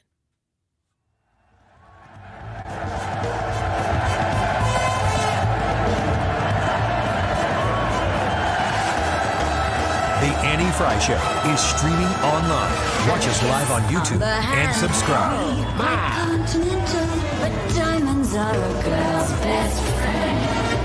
Finding great candidates to hire can be like, well, trying to find a needle in a haystack. Sure, you can post your job to some job board, but then all you can do is hope the right person comes along, which is why you should try ZipRecruiter for free at ZipRecruiter.com/radio. ZipRecruiter doesn't depend on candidates finding you. It finds them for you. Its powerful technology identifies people with the right experience and actively invites them to apply to your job. You get qualified candidates fast. So while other companies might deliver a lot of hay, ZipRecruiter finds you what you're looking for. The needle in the haystack. See why 4 out of 5 employers who post a job on ZipRecruiter get a quality candidate within the first day. ZipRecruiter, the smartest way to hire. And right now, you can try ZipRecruiter for free. That's right, free at ZipRecruiter.com/radio. That's ZipRecruiter.com/radio. ZipRecruiter.com/radio. What's your favorite 4-letter word? Chances are you've said it more than a few times dealing with this crazy world we live in. But at Compass Retirement Solutions, our 4-letter word of choice is hope. Hope for a better tomorrow. And hope that your retirement plans don't take a back seat. You've watched inflation soar, and maybe your retirement future feels a little uncertain right now. But all hope is not lost. Find out exactly how much risk you're still taking with your investments. Find out how you may be able to save big on taxes. And find out how having a written retirement plan just might give you the hope you've been looking for. Call today to set up a meeting. 314-373-1598. That's 314-373-1598. Compass Retirement Solutions. 314-373-1598.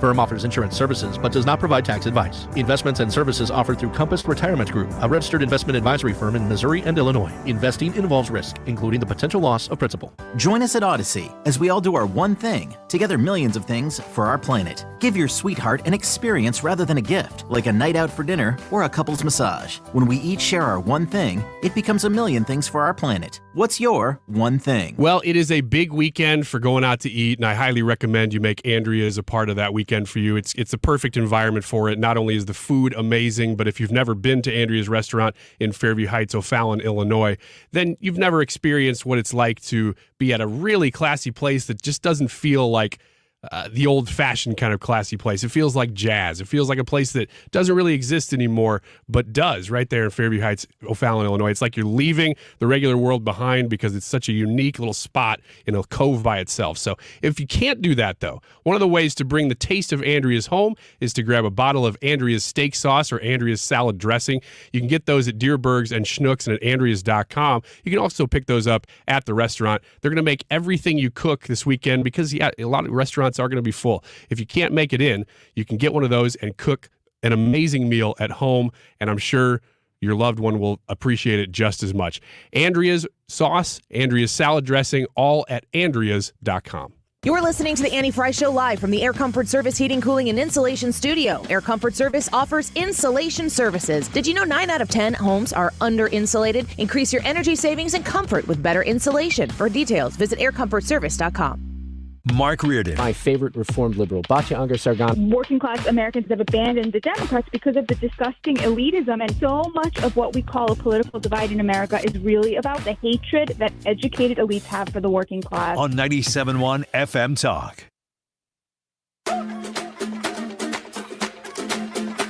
This is the Annie Frey Show. Mr. Worldwide to infinity. You know the roof on fire. We go boogie, oogie, oogie, jiggle, wiggle, and dance like the roof on fire. We go drink drinks and take shots until we fall out like the roof on fire. Welcome back to the Annie Frey Show. We are very glad that you are here with us on a Friday afternoon. Before we get to Annie, are you okay? Trisha's in the studio now. Hi, Trisha. Hi, friends. This has been a revolving door of amazing people all day long. Busy. Yes, we are. We are going to dip into some coverage from the Pentagon on the news that the United States military has shot down another object over Alaskan airspace. Let's listen into what they had to say. Aircraft assigned to U.S. Northern Command successfully took down a high-altitude airborne object off the northern coast of Alaska at 1:45 p.m. Eastern Standard Time today within U.S. sovereign airspace over U.S. territorial water. On February 9, North American Aerospace Defense Command detected an object on ground radar and further investigated and identified the object using fighter aircraft. The object was flying at an altitude of 40,000 feet and posed a reasonable threat to the safety of civilian flight. U.S. Northern Command is beginning recovery operations now. U.S. Northern Command's Alaska Command coordinated the operation with assistance from the Alaska Air National Guard, Federal Aviation Administration, and the Federal Bureau of Investigation. We have no further details about the object at this time, including any description of its capabilities, purpose, or origin. The object was about the size of a small car, so not similar in size or shape to the high-altitude surveillance balloon that was taken down off the coast of South Carolina on February 4. Separately, U.S. Northern Command continues their recovery operations in support of the recent takedown of the Chinese high-altitude surveillance balloon. Recovery teams have mapped the debris field and are in the process of searching for and identifying debris on the ocean floor. Debris that's been recovered so far is being loaded onto vessels, taken ashore, cataloged, and then moved onwards to labs for subsequent analysis. And while I won't go into specifics due to classification reasons, I can say that we have located a significant amount of debris so far that will prove helpful to our further understanding of this balloon and its surveillance capabilities. Of note, due to less than favorable sea states right now, teams will continue to conduct underwater survey and recovery as conditions permit. The department wants to thank our interagency partners from the U.S. Coast Guard, the FBI, and state and local authorities for their continuing assistance and partnership. In other news, and I think this is important that we remember, a lot of folks and people in Turkey and Syria right now are suffering. We want to, again, express our support for the people of Turkey and Syria as they respond to the deadly earthquakes that struck there earlier this week.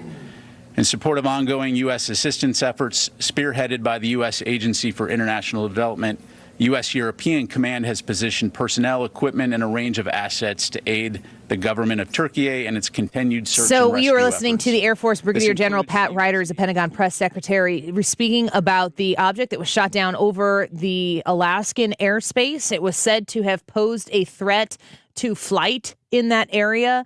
We don't have a whole lot more details right now at this moment, but information is continuing to come out. Mark Reardon has confirmed with me that from the very top of his show, the roundtable is going to address the details, what they are learning, and as they are learning it. So you're going to want to keep it right here on 97.1 FM Talk to make sure that you have the latest information on this situation. So just to confirm, there has been a second object shot down over Alaskan airspace today.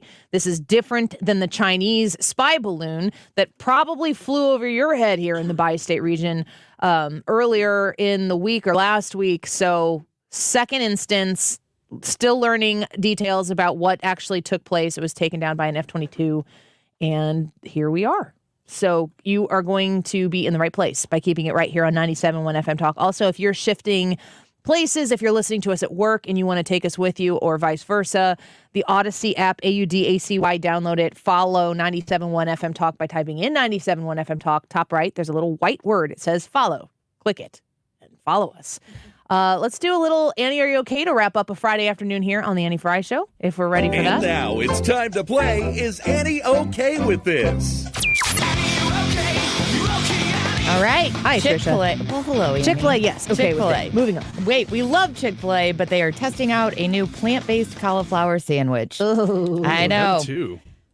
Huh? Them Gross. too. Everybody's I thought doing he this said kind me of stuff. too. I thought he Like, said I what? have No, to. not me too. They start next week. Hashtag me too. Hey, I'm doing that.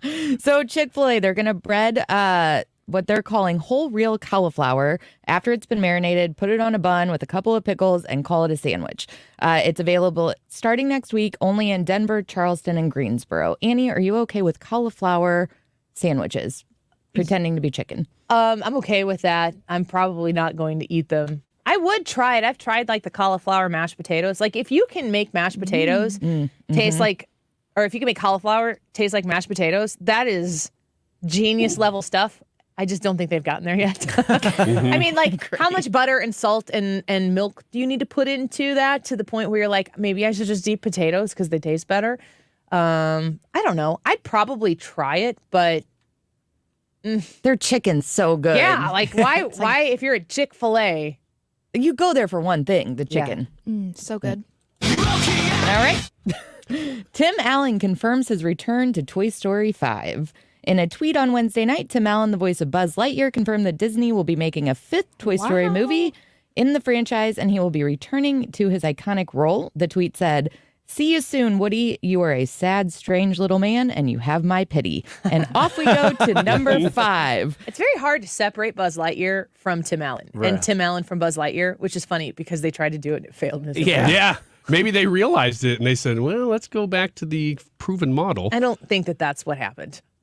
You know what, though? The reaction to this that I've seen has been almost entirely negative. Not necessarily Tim Allen, but just that they're making a number 5. I don't know why. That's my question. Annie, are you okay with another Toy Story?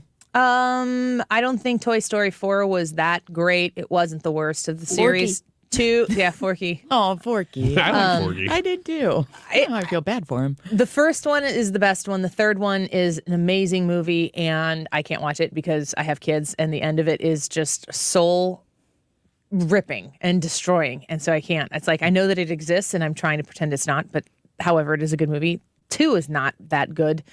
4 was, I didn't know that it was necessary, so I don't know why 5 is needed, but maybe they make a really good movie. Yeah, they're I don't milking know. it. Yeah. I don't know. You're right about 3, though. That was, even without children, that's like a horror movie. Was that the one with Lotso? Yeah.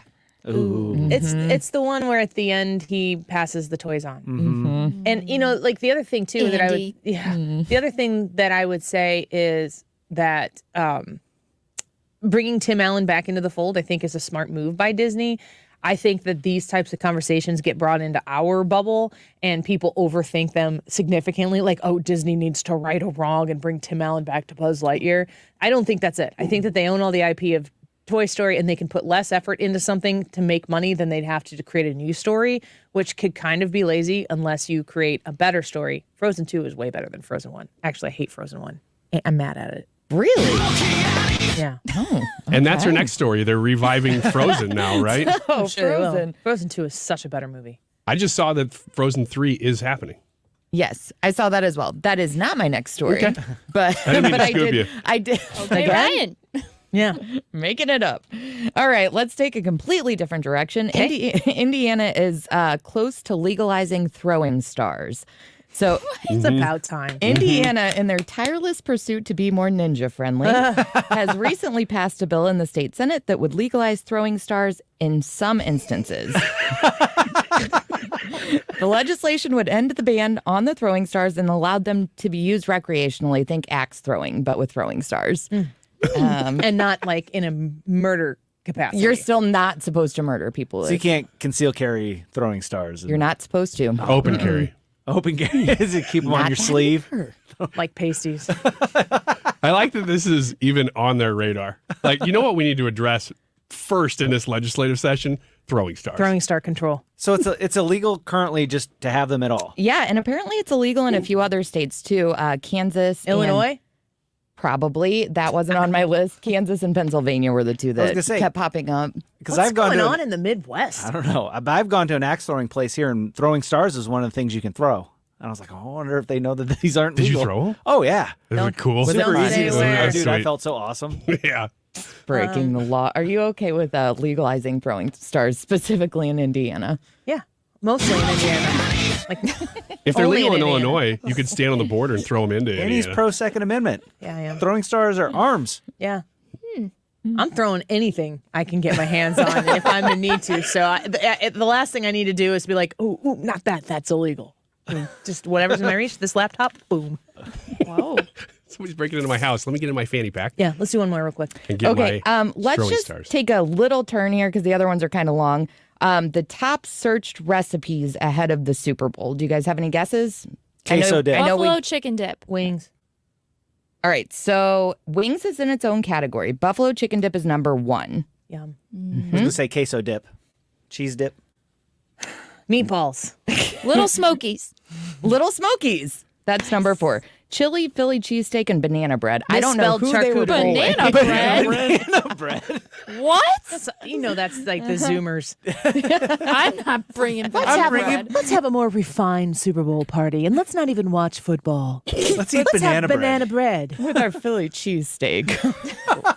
Weird people. Yikes. What's wrong with your generation, Hannah? Speaking of the I don't YouTube live claim chat them. poll, which show member would create the most memorable Valentine's Day date? Brad, Annie, Hannah, or Ryan? Would it include banana bread? Hannah? Hannah, answer that question first. All right. The results are in with over 165 votes. I won the poll. Yay! Apparently, Wow! I would create the most memorable Valentine's Day date. Probably true. Maybe. Ryan follows the lead with 26%. Thank you. Brad with 19%. Annie with 18%. So I lost the poll? You did. Barely. lose. Did I not say I was You going to? did say I it. said I was going to lose the poll. And you know what? You guys are right. I just don't really care about it. I care about the people in my life. Sweatpants Valentine's Day. FR says, let's Who see. doesn't want to do that? I want to go out and paint the town red. Right. You Ryan want wants Ninja Star pasties. Ryan wants to put on the Ritz. Here's what I'm going to do. I'm going to wear pasties, and you're going to throw ninja stars at me. Yeah, the pasties are for Ryan, Like, guys. it's weird, but you'll never forget it. Yeah. I'm just trying to make something memorable The here. goal was memorable, folks. Yeah. And you can't possibly forget this moment. No kidding. FR says, let's see. A couple of dudes, a married chick, or Hannah. See? That's why I said Holly at the C top of the show. says, I chose Ryan. It would be something so off the wall that it would be memorable. Also, I swear my husband and Ryan are long lost brothers. Ooh. That's interesting. Is that my sister-in-law? Holly? Is it Holly C? It's my sister-in-law, Holly C. Your brother has a different last name than you? Sister from another Yeah. mister. Michael says, as far as the poll, I chose Hannah. She seems like she would be a hopeless romantic and make the evening extremely special and memorable for everyone. I, too, am a hopeless romantic. Mm-hmm. Your favorite movie is The Notebook? My favorite movie is Moulin Rouge, which we played a song from. It's about a prostitute. That took a turn. It is a great love story. Watch it. It is my favorite movie. I stand by it. Let's see here. Jeff says it would have to be Ryan. He's so weird. Thanks, Jeff. I would make it memorable says, for you. Brad seems like a true romantic. Oh, I got you fooled. No, you try. It's about the effort.